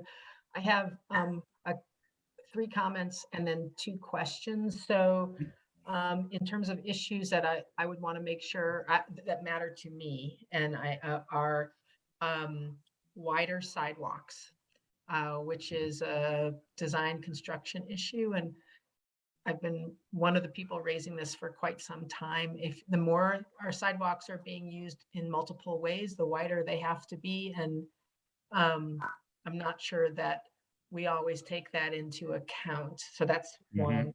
2 is, I realize that you mentioned trees and sometimes they get in the way of things. However, they are also essential to reducing urban heat island effect, and they are part of what make walking around downtown pleasant. Without those trees, it's not very pleasant. And I noticed that one of the very first pictures you showed, which I think is over from TVAP, 0 trees, no trees at all. That's not a good sign. I think that there's, you didn't mention anything about alley uses, and I have to believe that alley uses specifically for truck deliveries should be maybe it already is, but I would encourage it to be incorporated into your thinking about how to divert certain kinds of traffic to certain kinds of places, so that you don't have the trucks double parking. And then so then my 2 questions. One is, it seems to me like there's this internal conflict in Boulder between wanting less on-street parking for alternative modes of transportation, while also creating more pressure for on-street parking through parking reduction requests. And I don't know that there's a solution to that, but I think we need to be thinking about the ways in which our goals may be creating a conflict that we have to find a resolution to. So that's a question, like, what are you all thinking about that? Mhm. The third is, the second question is, what will your metrics be for these pilot projects? Like, how will you know what the pilot is telling you? Like, how, I just love a little bit more information on that. Sure. Just a couple of things on the comments. Certainly, totally agree with wider sidewalks. And, you know, it's something we heard a lot about is that combination of like providing amenities on the sidewalk, but also making sure that pedestrian circulation can happen. Yes, and I wasn't just, you know, making a bad comment about trees. It was just an example. I would love to see more trees. And actually doing the field work today, it's very disheartening about how many stumps that you see in the downtown because we haven't provided the underground infrastructure so that trees can thrive. It's just, you know, something that you notice when you're walking around. And certainly alleys are a big part of it. One of the things we want to do is look at how we can work with, like, how do you better consolidate dumpsters and alleys so you don't create this circuitous maze that delivery trucks have to get through, and that often leads to the blocking and the double parking. They'll go out on the street and double park instead of getting stuck in an alley. So that is certainly part of the work that we are doing. You know, the conflict is, you know, to me, it's one of the questions that we have wrestled with community vitality and transportation mobility for years. You know, there's the need to have on-street parking. We understand that. We understand, you know, the city of Boulder relies on sales tax. I mean, transportation itself, I mean, 75% of our revenue comes from sales tax. And we know that people have to come here to purchase things, and a lot of them have to come in cars. They can't afford to live in Boulder. They're coming in Boulder. And what we're seeing so much more is people don't live even in the RTD service area. And so very little options. So there is that need to provide access for all modes, including cars on street. But at the same time, you know, pulling those levers little by little, and each lever a little bit, so that you can encourage some and stimulate some travel behavior change. And you can do that through pricing. You can still have access to parking, but you do pricing. But, you know, we know that has a double-edged, you know, that's a double-edged sword in itself too, in terms of social equity. So believe me, we wrestle with these questions a lot. And I know Lisa probably from her days in community vitality knows exactly what I'm talking about, is really wrestling with these ideas of, you know, are they really competing goals, or how can we find, you know, the gaps in between that maybe they're not competing? How do we make them complementary? But, you know, we do wrestle with those a lot. In terms of metrics, you know, we're looking at traffic volumes, turning counts, travel speed, traffic delay. So those are, you know, are the changes we're making on these specific block faces, are they changing the flow of traffic, and how are they changing? So those are some of the key ones. You know, the safety ones are a little harder to track, especially in such a small zone. You're not going to have a large sample size, luckily, of crashes and injuries. But we do want to look at a change in the reduction of unsafe TNC pickup and drop-offs. You know, for example, just today when we were on our field trip, I believe it was at 9th and Pearl, that's right, where University Bikes is, where we place the barricades for the end of the street closure. We have them, if you're facing north, they're on the right of the crosswalk. TNCs are pulling right into the crosswalk and dropping off people.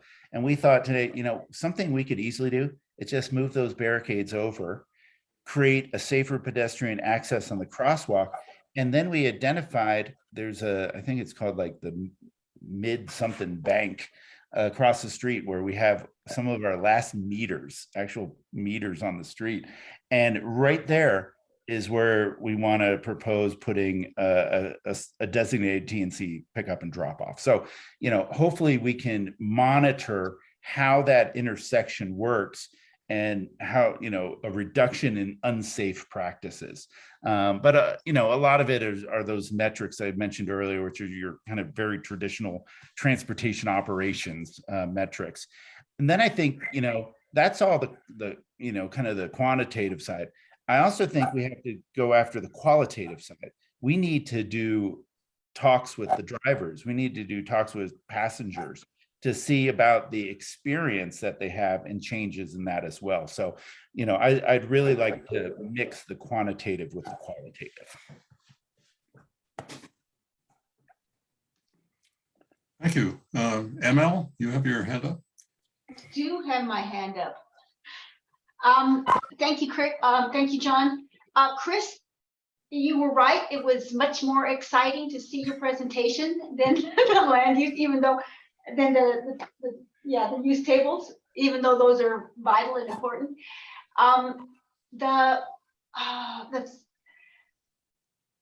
So I'm going to come from a little bit of a different place in looking at.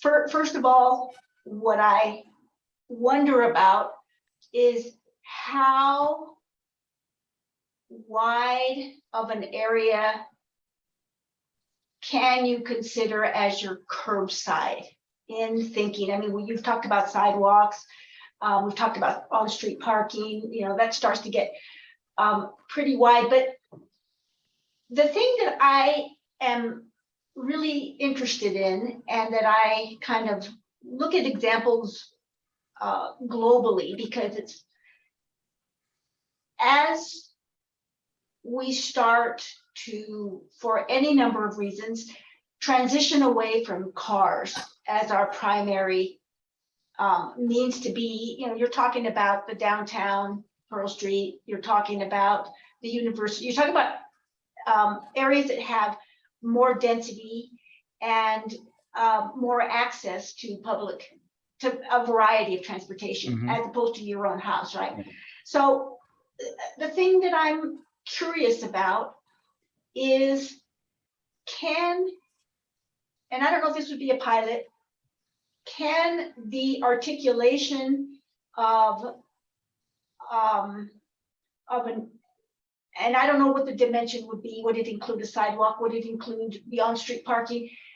Articulation of a curbside and all the things that a curbside needs to do begin to radically rethink the street. Because I think that's the low-hanging fruit, right? We want to encourage the use of the sidewalk. We want to encourage the mobility and access to businesses and to the storefronts. But what we're wanting to do is to reduce the cars. And yes, there are service vehicles. I love the idea that maybe all of these areas have alleys, and we can use those to kind of their maximum efficiency. But I'm wondering if, as a pilot, there could be kind of like sidewalk to one of the traffic lanes, or one of the lanes, whether it's currently used for parking or not. I know that one of the things that's happened is, the parklets, right? So we can just like rethink what you do with that. But I wonder if there could be a way to take an area that's that wide and to test out different ways to use it. Just to say, okay, what happens if we narrow the street in these areas? I mean, we see that, right? We see that with the bump outs for the trees and that sort of thing. What happens if we just take this area and we reduce it and let's put a parklet or dining or any other number of uses, but that it becomes an active experiment, but of a significant width, so that the idea of let's think about our streets differently. It's kind of like get to kick the tires, right? You get to actually try things on. Yeah. I love that you remind that we're trying to change people's behavior. And what better way than to put ideas out there that maybe people haven't seen. Mm-hmm. And there are amazing things going on in Paris, in other cities where their problems are bigger, but they also have the mayor of Paris said, yeah, we're going to close down this big street. It's going to be all pedestrian. They can make those bold moves, but so that would be kind of my suggestion: is how can you take a wide area, a significant length, and try out some, for lack of a better word, outrageous things. Let's expose people to things that will get them to think, oh, hey, wait a minute. It never occurred to me that I could do this or that. Little moves are good, and I have no problem with them. But to me, the potential of a pilot is to try something that can give you a significant input. Mm-hmm. So No, yeah. I know exactly where you're coming from, and have a sense of your vision. What is going to be happening on the west side of the Pearl Street Mall is not really within the scope of this project per se, right? The curbside management, this project, we were told, okay, what's going to happen on the other side of Pearl Street and where we've done the closures, that's not, directly, in the scope of this project. However, in our walks downtown and through this project and looking at, what could we do at 10th Street on the north side of it, like where Zo Mama is, how could we change that area, provide some circulation, but maybe it's just a circle drop off for the TNCs. The rest of it remains something for outdoor dining and has bicycle access through the middle. So we're always thinking about those things. So I do believe that there are opportunities for us to do some very innovative things as we really think about what are we going to do. We've made some very big changes in that area in our response to COVID, but I think now we have an opportunity to say, okay, what do we want to really see and do permanently here? As I said, that's a different city process. But I am hoping that our work and the work that we do and the best practices we're looking at from other cities will still inform that process, will still stimulate some new ideas, because that's when we're all walking around, and these are folks from community vitality, folks from transportation, folks from planning and development services, all walking around together and saying, well, we know it's a different project, but what would be our ideas that we want to put in here? And talking about not just the circulation of vehicles, but the circulation of people. I think we do have some opportunities to do that. It may not be directly in this project, but we'll see what ultimately happens. I was out there, I've been out there many times since working on this project, and it is a lot more vibrant. I used to always say, when the Pearl Street Mall ended, I bet a lot of visitors stopped that at 11th, right? It's like the Pearl Street Mall ended. Oh, there's some stuff down here, but yeah, we're gonna, we'll turn around here. But imagine if it continued, and maybe not just like the mall, but maybe in a different way. I think it would be a new way to create some new vibrancy in the city. So yeah, Well, I will champion your going big with your pilot. Thank you. Thank you.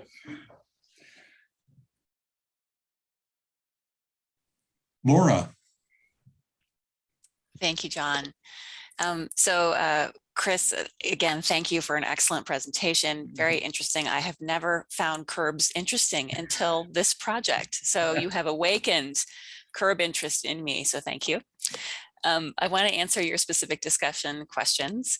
So you asked, are there any specific curbside issues that we should look at? And I don't think I have any special knowledge on this topic, but I did want to commend you that you have clearly done your homework and all the outreach as a public outreach person. I really appreciated your discussion of using focus groups, people who have experience from other cities, the outreach that you did, with the businesses and specifically with the community connectors. I really want to emphasize that they were essential to our work in East Boulder to connect us with people who ordinarily do not respond to questionnaires because they may not speak English as their first primary language, and they may not feel very connected to city government. And so I think the use of community connectors, I see that growing in the city, and I think that's a wonderful trend, and I appreciate you for including that in this project. And this is also the first time that I personally have heard of outreach to the Center for People with Disabilities. Obviously extremely important in a traffic circulation and multimodal kind of project like this. So again, I just want to really commend you for the very thorough attention to outreach, including the social justice piece. So thank you so much for that. And I would look to the input that you got from all of those different sources for the ideas about specific curbside issues. I think that's probably a gold mine right there. So that's my answer to your first question. Second question, do we have any comments or input on potential pilot projects? I don't, except for I had a thought that triggered from Lisa's comment about, how do people find those empty spaces? How do we drive people to those lots? And if I understood your answer, you talked about like wayfinding and signage and variable signage. And my question there is whether there's any thought to potentially developing an app, like the Gas Buddy app that tells you which gas stations have gas at what prices. There could be an app that we have a parking app where you can pay for your parking. Could there be an element to that or a separate app that helps you find those empty parking spots in real time? So that was one thought that I had. And let me pause there and let you answer that before I move on to your third question.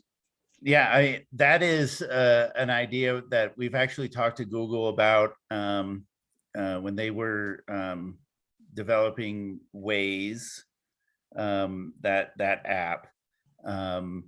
And I believe that it is a feature where you can, if you want to say like, direct me to this location, it will actually direct you to, you can choose what it directs you to. Is it parking near that location, parking structure near the location? So, I think that is really the future. And I think it's a great idea. I haven't used Waze in a while. For 2 years, I didn't go many places. You too? Yeah.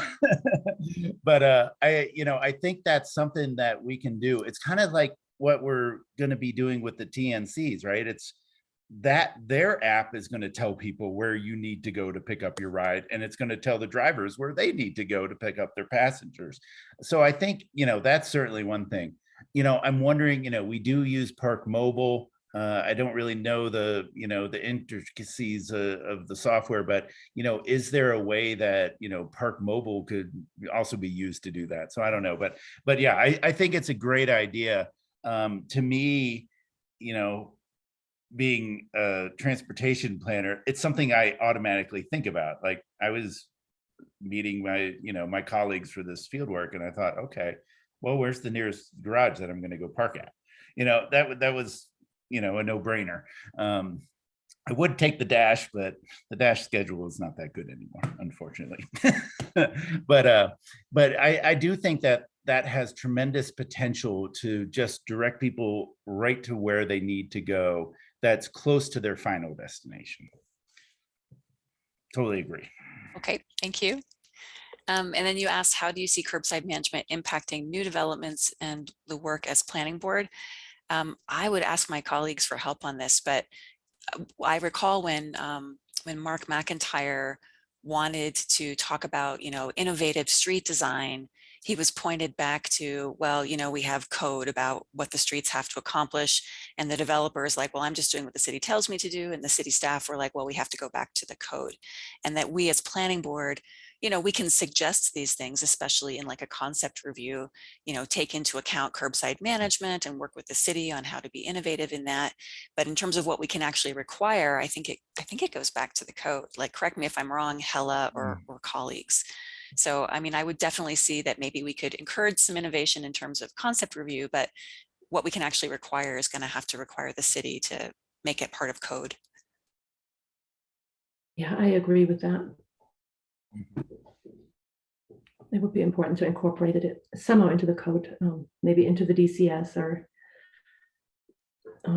somehow link the curbside management, the ultimate product that comes out of it, into the site area. Once we see what that product is, I guess we could think about how to implement that into the code. And it seems like it would need to be pretty official, right? Because Mark was talking about like green streets design, and the city has like some draft ideas about that, but nothing is like defined and pinned down and formally in the code. So if we wanted parking or curbside management to be part of that. I'm sorry, go ahead, Hella. Yeah, that's exactly correct. And we do currently have standards. So the old standards to be updated, because that's what developers have to develop to. So if we want to see something else, we got to make sure that it's reflected in the deeds. Thank you. I will put my hand down. Okay, thanks. I have a couple of thoughts too that I might jump into the mix here. One of them is that I see that you're focused on commercial areas right now in your efforts, but I presume at some point these will expand to residential areas as well. And in that respect, I think there's a huge educational need to inform people that they don't own the curb in front of their house. We all know that people get very possessive about who parks in front of their house on the public street. And I can see that there may be a major educational requirement there to change people's attitudes. A second aspect has to do with safety, and that is one that hasn't been, the issue I want to mention hasn't been mentioned previous tonight, but with bike paths going along a curb and along where people are parking, there's this continual problem of people opening their doors up into the bike path and trapping some innocent biker who can't respond. And I can see that problem will only increase with the use of Lyft and Uber people getting in and out of the cars that are in that same area. And so I wonder if there might be some public education effort to make sure people are aware of that. And, in Holland, when you open a car door, you always use your hand that makes you look back to make sure there's no bicyclist that you're going to hit by opening the door. And I wonder if there's some sort of public education effort that could be associated with your efforts here on that front too. It's not it's not construction related, but safety related. And I just recently had a near accident because of that, and I can see more happening. So I just want to throw those in the mix as well. Yeah, no, it's a great idea. It's certainly a big safety issue. I lived in Belgium for a long time, and they taught you the same thing when you were doing your driving lessons there in Belgium. It was the same thing. You reach across your body to open the door. So I think that's a good safety thing. With the residential uses, we talked to some residents who, especially who live in some of the older neighborhoods that don't have their own driveways. And yes, our whole neighborhood access management program, is trying to address that. One of the things that we've heard during this project that really hadn't come up in that neighborhood access phase of AMPS was community electric vehicle charging. With people who don't have garages, don't have driveways, and may have an electric car, is there a way to designate some of the curb space in some of these neighborhoods, provide the charging infrastructure, and have it be kind of these two spaces are for community electric vehicle charging. So that, that's just one thing that was brought up in the residential uses. Having two kids in college and moving kids in and out of dorms and apartments, and then also working, here in the development review arena where, so many of these, college residential developments that are happening, these flexible loading zones, that's all I've been thinking about as I've been moving my kids in and out of dorms and apartments, is how do you create better, more effective flexible loading zones with these, either just a multifamily development or with a lot of these student housing, I think of all the ones along 28th Street. How can we best use the curb around there? I mean, there's a high demand for on-street parking there, but there's also a very high demand for temporary loading and unloading, people going to grocery stores, everything, TNC pickup and drop off. So I think those are also, outside of our managed districts, we'll be looking at those as well in our typologies. But ultimately, yeah, I think they will have to be changes made in whether it's the DCS or in our code that are, would make those available to developers to rethink how they can use the curb. All right. So let's see. I think, I see ML's hand is up again. Yeah. I know I changed the color of my hand, so it's hard to see it. Thank you, John. So Chris, I do have a thought about the final question you have up in the discussion, and it's following on what Laura mentioned when we were reviewing the Diagonal Plaza project. A new street was being created. And our colleague Mark was very interested in that street having, being narrower and having more space for trees, for bikes, to do the proper separation between the uses and that kind of thing. And I'm wondering, and maybe this is something between you and Hella, is it possible to put into an option at new projects, and maybe as part of a parking reduction, or I'm not sure how it would happen, but that the idea to develop the street based on some kind of an innovation.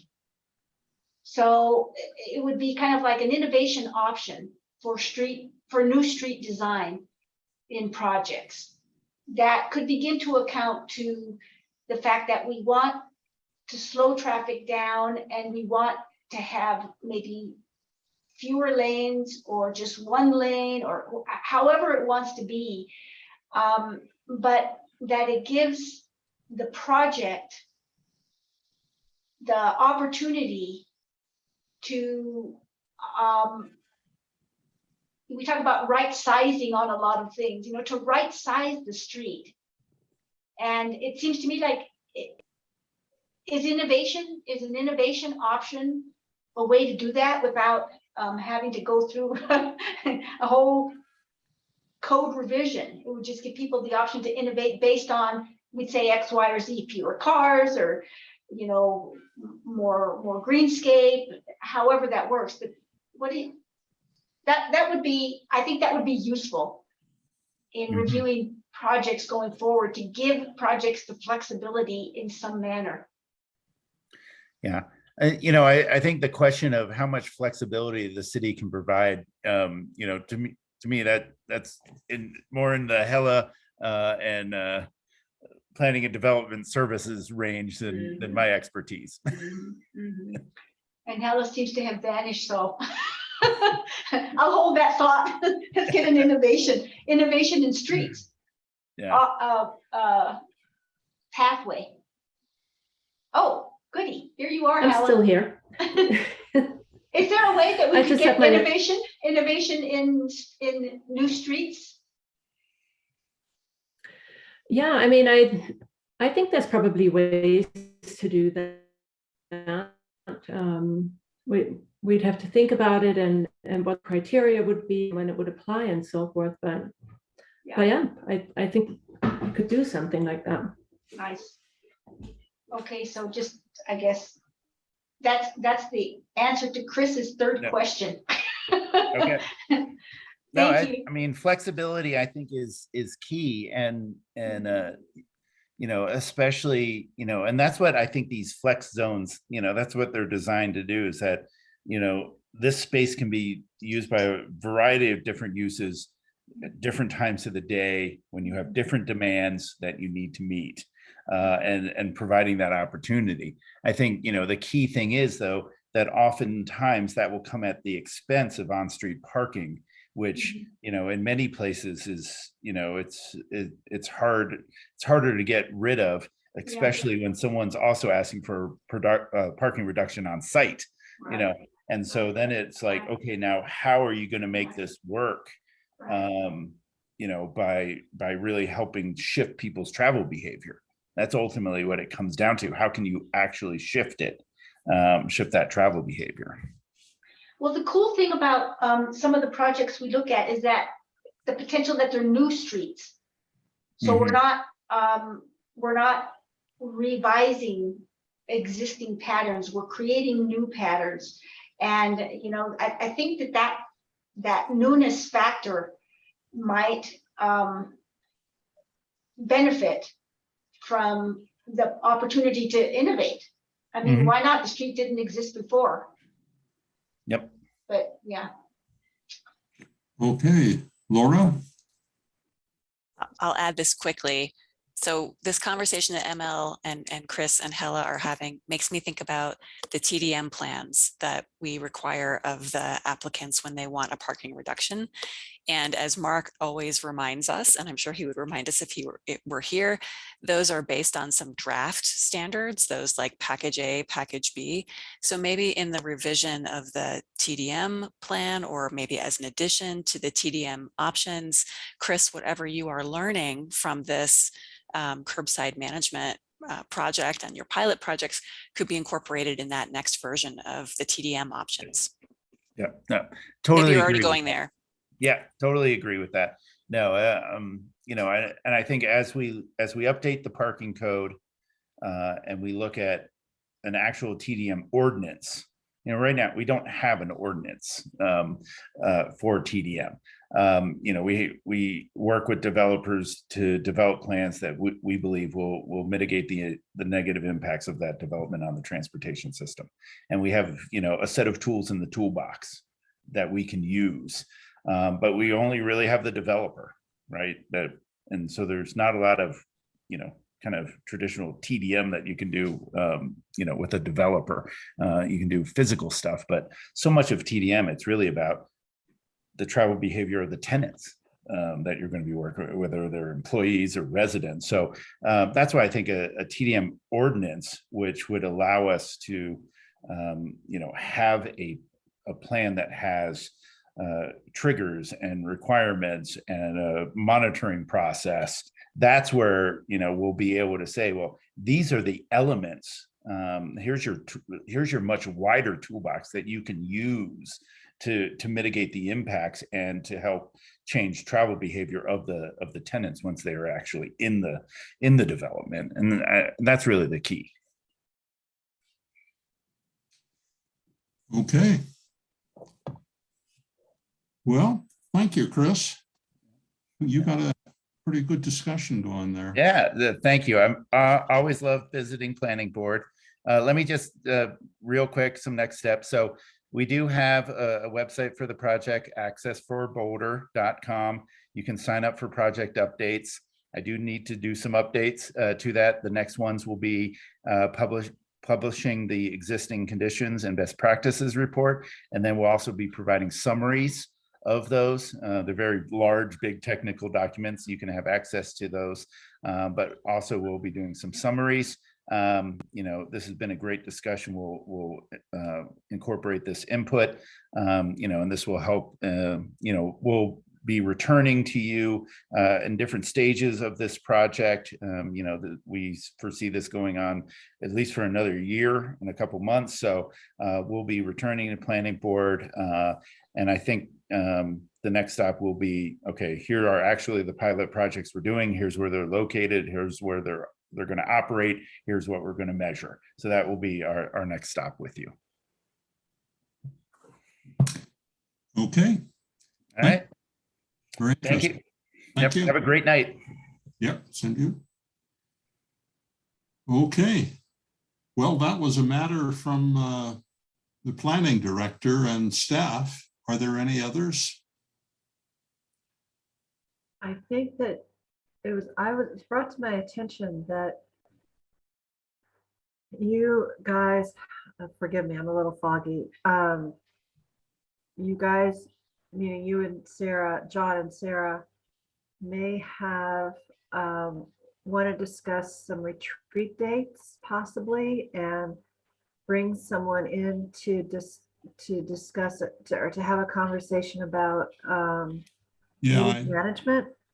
Right. I was going to bring that up under matters from the board debriefing, but Sorry. So we can talk about that. But were there any other matters from staff that we should be aware of?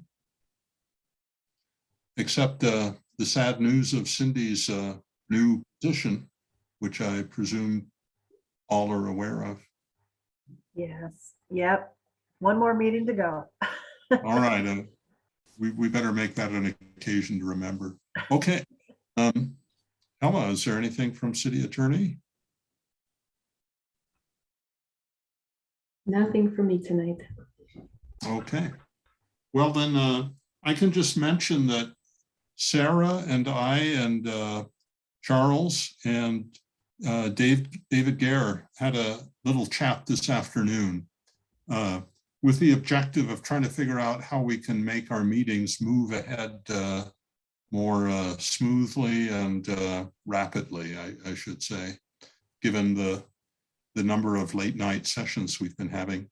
And in connection with that, we thought that maybe the best way to improve things would be during our retreat, which, as Cindy mentioned, we have to figure out when we'll hold it. We invite a specialist in meeting management to help us along and give us some guidance on how we could move things ahead more quickly and make our meetings more efficient and satisfying.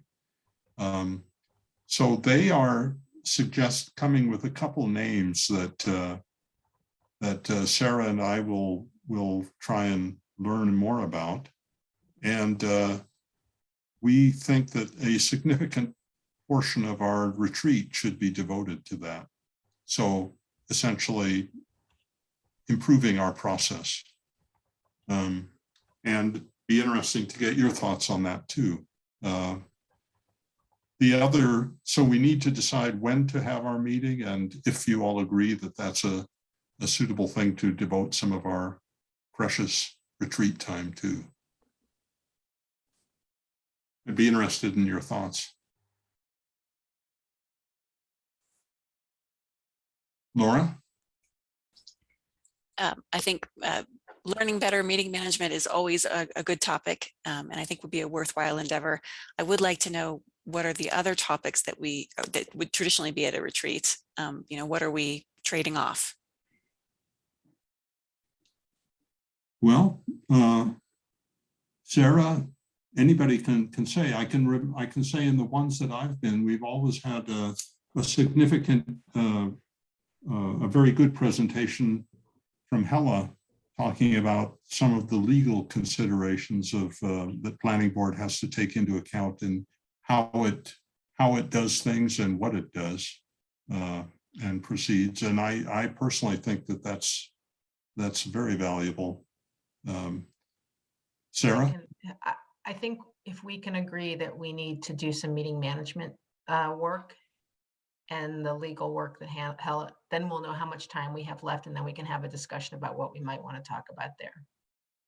But I think first we want to confirm that everyone's interested in and okay with this being a topic for our retreat. I'm yeah, I think that would be fine. It's a little hard to I guess yes, I'm totally for that. I think it's fine.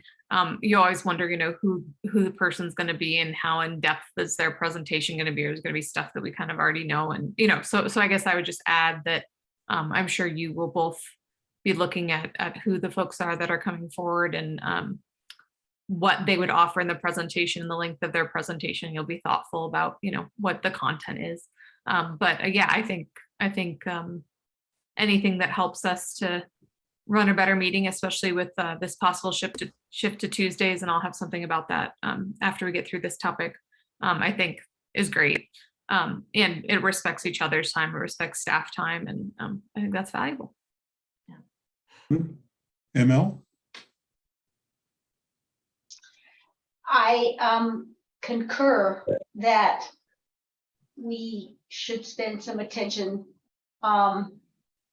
making our meetings as efficient as possible. It was eye-opening for me to go to the Landmarks board meeting last night because the way they run their meeting was, she just says alphabetically, what do you have to say? Boom, boom, boom, boom, boom. And it was, it seemed to me that there was consolidation. So she consolidated, you've got this to say, here's your minute, you're next, here's your next, your next. Now, of course, that I think could, break up some of the more interesting discussions that come out, but I absolutely agree that we should, because staff does not need to be up till 1 in the morning. We volunteered for this, but this is their job. So yes, I agree with that. Were there 2 questions or was that it? No, I think that was it. Okay, thanks. And here's my second suggestion. So it sounds like the 5 of us who are here tonight are agreed it's a useful topic, and we will take Lisa's request into our discussion when we are introduced to the 1 or 2 candidates suggested by staff. My other suggestion, and John, I don't know how you feel about this, is if folks have ideas for the other topic they would like us to discuss at our retreat, send them to John, or send them to John and Charles, and we can begin to look through them and see if there's a few voices for the same topic, and put that on the agenda, and go from there. I like that idea. And also, if you don't have time to send a topic in and then realize in our next, discussion that there is something that you wanted to bring. I mean, I don't want that to be in any way stifling what people bring forward. Because I say this as someone who doesn't always respond to emails in a timely manner. So maybe this is just my bias talking. But also, yeah, don't feel like, oh, I didn't send it in, or, I don't think that would be the intent, just to kind of start gathering ideas and see if there's any gravity around certain things, but other things could be brought up too. Yeah, but that way we don't devolve into like, I want this and I want that, and what if we talked about that, which would be very fun to do and easy to do, I think. Yeah, we have limited time, and we want to use it in the best way possible. Laura? I would have 2 requests. One is that for the meeting management topic, that we make sure to request from the vendor that, there are suggestions for the chair, but also suggestions for the rest of us about how to make our participation more effective and efficient. This is not all on John by any means. This is on all of us, I think. And then the second thing that I would request is, for those of us who are new, can we get just like a list of, for the past 3 years, these have been the topics that have been covered at retreats, just so that we have a flavor. I have no idea what is appropriate for a retreat versus could be presented at a planning board meeting as an educational topic, or I just don't know how it works. So just getting some examples would be nice. I can send out old agendas to you. Right. And I can Right. tell you Thank what you. two of the last three were. One was missing middle housing, and one was essentially redlining or discrimination in housing. Those were the last two. I don't remember what our first one was. The first one I was at. Yeah. Thank But you, I Sarah. will- That's I will helpful. also say that the reality was we really didn't end up having much time to talk about either of those topics because we ended up talking about process a lot. Talking about process in what sense? A lot. How to move things ahead and be efficient in our meetings. And legal questions, what we can do. Oh, yeah. Can't. And Hella's advice. Yeah, I think meeting management has frequently a part of the retreats, and then I often, depending on what the board wants, give presentations about motions practice or criteria-based decision-making, condition drafting, those types of things have been requested. And the hardest part is always to fit everything that you guys want to do into the time period that we have. Yeah. And I've always found, that the legal presentations are valuable, particularly when I was, they're always valuable, particularly the first year I was on planning board. Just how the meetings worked was incredibly useful. So I don't want to make it sound like when we say process that it's like a bad thing, because I think we include it because it's absolutely imperative to how we get this done. But then sometimes when we have a more academic or I don't want to say creative, but something where we like really want to get to the juicy bits, there's just not as much time. But I don't think that's like a flaw in what we do choose to cover. I think what we cover first is really, really important. It just, at that point you're like 3 hours into a 4-hour meeting and people have places to be. Anyway, so Cindy, that'd be great if you can send out the last few retreat agendas. Okay. Yes, thank you. Can I ask one more question? Oh, sure. Is the planning board retreat, is it a public meeting? Is it open to the public? And is there public participation and all of that? It's open to the public, but no public participation. So it's open for John, observation. That's not, I think actually there is an opportunity, isn't that right, Hella? But I'm Yeah, not we sure do. anyone has ever Yeah. spoken. No. Yeah, right. you're right. The code requires that that at every planning board meeting, there's an opportunity for the public to speak. But I think you're right, Sarah. I don't remember anybody ever speaking during Yeah. Line up an old public agenda to participation. see. Well, and until COVID, they were held in person and at 2:00 on a Wednesday afternoon, nobody showed up. I don't Gotcha. see where on our last retreat where we gave that opportunity. And No, we did it at least once. I think it was just off the top because it's like something we're required to do. And we maybe had one person speaking out whatever they felt like sharing, and then we got down to the agenda. I Yeah. looked all the way back to 2019. I don't see where we actually gave them that opportunity. I think that we may have had it when we had the virtual meetings. I don't remember public attending during the in-person meetings, and the reason for that may also be that often we've done it off-site. And it was open to the public, but I don't remember the public We've coming done in for them those. in the past too. We did them off-site. We do them at locations and stuff. So Yeah. I'm thinking of Sarah's part. But anyway, so we can move into a schedule of when that might work for folks. Cindy, do you want to manage this little inquiry? I could send out a poll to everyone asking, I think we're gonna be looking at July because you guys are going on recess soon. Our director starts June 6th. And so I think we should give him some time to settle. And then you guys go on, your last meeting is the 23rd, which is a joint meeting. And then you come back July 19th. So I'm not sure how y'all feel about doing it while you're on recess or not. So I would prefer not on recess, but I'm sure. open to hearing differently from other people. Other folks, strong feelings? My preference would be ASAP. So if that is not now, as soon as possible, because we really do need to address meeting management, and I don't want to wait till like the middle of August to do that. That's just my preference.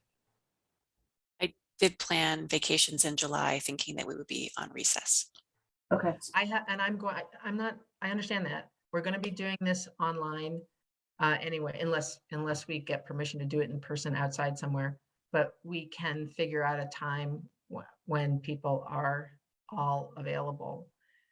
The longer we wait, the longer these long meetings are going to go. Is it possible, I know Cindy, and it made sense to me what you were saying about maybe not trying to do it before recess. And I appreciate the new planning director starting. That said, I mean, I don't really know what this meeting does for the planning director. Is there any chance we could look at dates before recess? Well, sure, we could do that. Yeah. Okay. That works well Cindy, for me. Were you thinking, Cindy, that the new planning director would participate? Oh, absolutely. Oh, okay. So in that sense, it would be nice if they had time to get their feet on the ground, maybe. Or they'll learn through the meeting. What are you thinking? I want to get to him before he has his feet on the ground. Absolutely must attend. Yes. Cindy, so what would you think would be the soonest that would be that we could do it, given what? Well, he starts next week, so I would let's say at least give him a week to, get acclimated. So we could do it perhaps the week of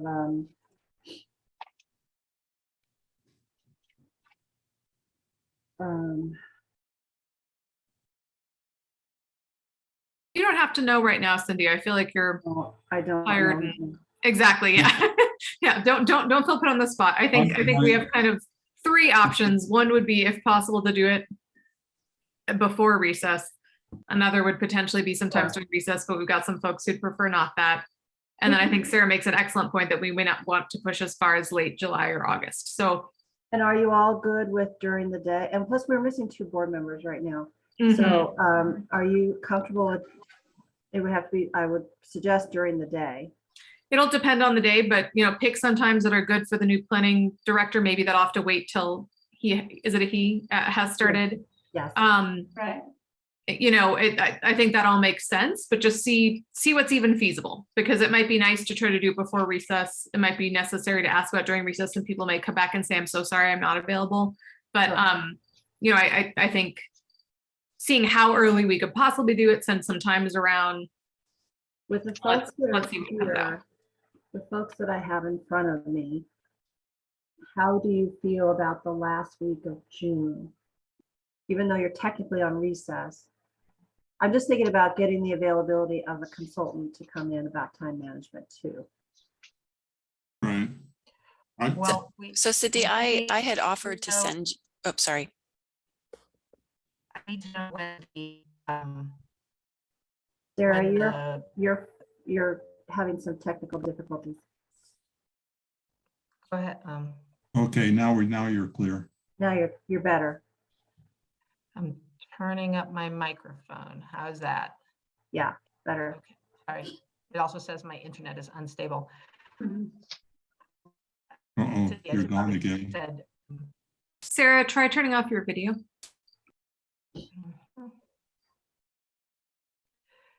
all right, is this better?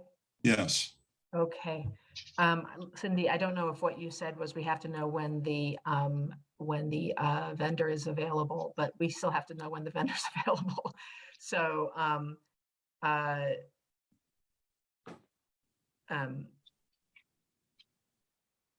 Right. I think if we did it before, if we could do it before the July 4th weekend, that would be stunningly fabulous.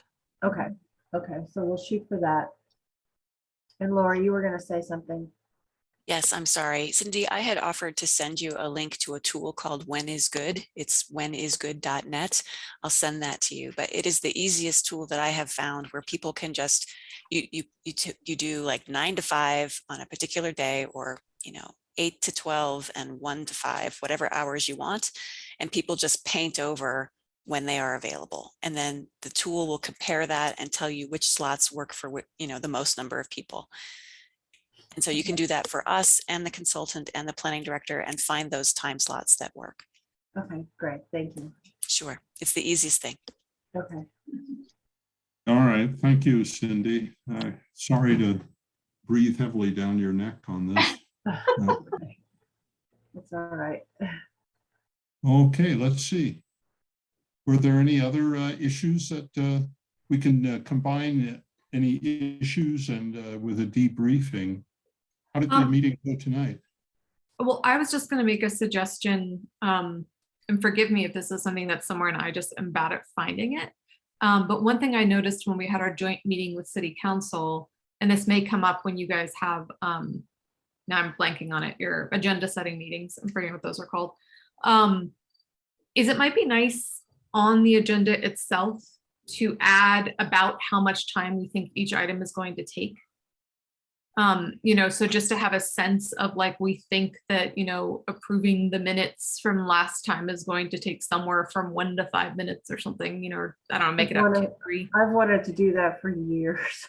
Yay. Okay. Well, do we need a straw poll? Is anyone violently opposed to us having estimates? And I want to be clear that of course we as the board can overrule ourselves, but it'd be nice to just have some rough parameters, and then we could also see how overloaded our agenda is for a night and how crazy it might get, So we've already raised that with Charles. So Awesome. we can As in add it's in the works. we actually did it for this evening. Oh, okay, sorry. See, I knew I wasn't looking close enough. But that Okay, doesn't mean great. it doesn't mean it's official. It's not yet an official tool, but we can make it an official tool at the retreat. Okay, cool. Yeah, I just think that's great, because then, I mean, even if it's me who's talking up a storm and mouthing off too much, if I've looked at that agenda ahead of time, I'm like, ooh, it's a long one, then I would check myself some, and I think we can all hold each other accountable.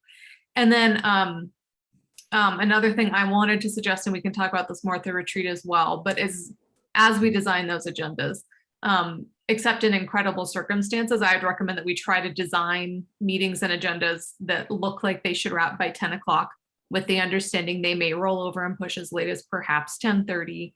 And I would recommend a hard stop at 11, or possibly I may just be leaving at 11, which is sort of a personal hard stop. But I just wanted to bring that forward, especially with us moving meetings to Tuesdays. It's a lot easier for me to make it through a week if I have a long and intense Thursday night and I have one more day to get through. Getting through 3 more days after staying up till midnight or 1 or whatever is just not, it's not something I can commit to, and to being a good, steward of the public's time or my fellow planning board members' time. So maybe this is something we can talk about in more depth at the retreat, but I'd just like to propose that we put timestamps on our items, at least be aware of when we're blasting past those, try to design agendas that theoretically will end around 10, with the understanding they may flow past that. And then, yeah, I'm not sure I'll be able to typically be available past 10:30 or 11. All reasonable ideas. Yeah, I'll second that once the meetings go to Tuesday, that's gonna have a big impact. I'm gonna be ready to be done by 10 or 10:30 also. Okay, Laura has something to say there. I mean, I think part of it just depends on how difficult the subject matter is, right? Like tonight was easy. Last week was pretty easy. So we're wrapping up pretty early because there's not a whole lot to say. But so I think what we really need from this meeting management consultant is how do we have the conversations that are hard in an efficient manner? Yeah. And then, Okay. oh, sorry. And then the other piece of that is just agenda setting. I think staff and the agenda setting committee have done a good job of designing agendas that don't have too many big or hard issues in one night. So thank you for that. Okay. Any other matters? Okay, we'll look forward to Cindy's scheduling process. And meanwhile, Sarah and I will try and find the right person to advise us on this stuff. May I, sorry, I just have one more thought, Laura, thank you. Your comment just reminded me of something. And we sometimes do this, I think, when we know something just is going to be super long and super hard, but I just wanted to bring it forward to agenda setting committee and also to staff. And it's something that maybe, I just remember Harmon was pretty good at maybe foreseeing it, or maybe he just really loved running a very tight meeting. And that is planning for continuations. We do it sometimes, but with certain items, just saying, we recognize that if we introduce this topic at this time of the night, and given how big it is, that we are not going to get through all of it, and just being honest with ourselves and staff time about that reality, and planning, that we're going to get through this, that, and the other thing, and then we're going to plan that this is going to have to be continued. And just planning ahead for that, so that staff isn't hopefully, between a rock and a hard place where they desperately need us to move it forward so they can hit their deadlines, and then we're kind of stuck pushing late into the night. So I just wanted to mention that that's another tactic that we can employ, is that if we know what's going to happen and we can predict that it's coming, we can get in front of it and plan to continue an item if we have to. Very, very good thought. Yeah. Okay. Are we done here? All right. I would accept a motion to adjourn. Move to adjourn. We have a second? I will second. Great. All in favor? Aye. Okay, we are adjourned. Thank you very much.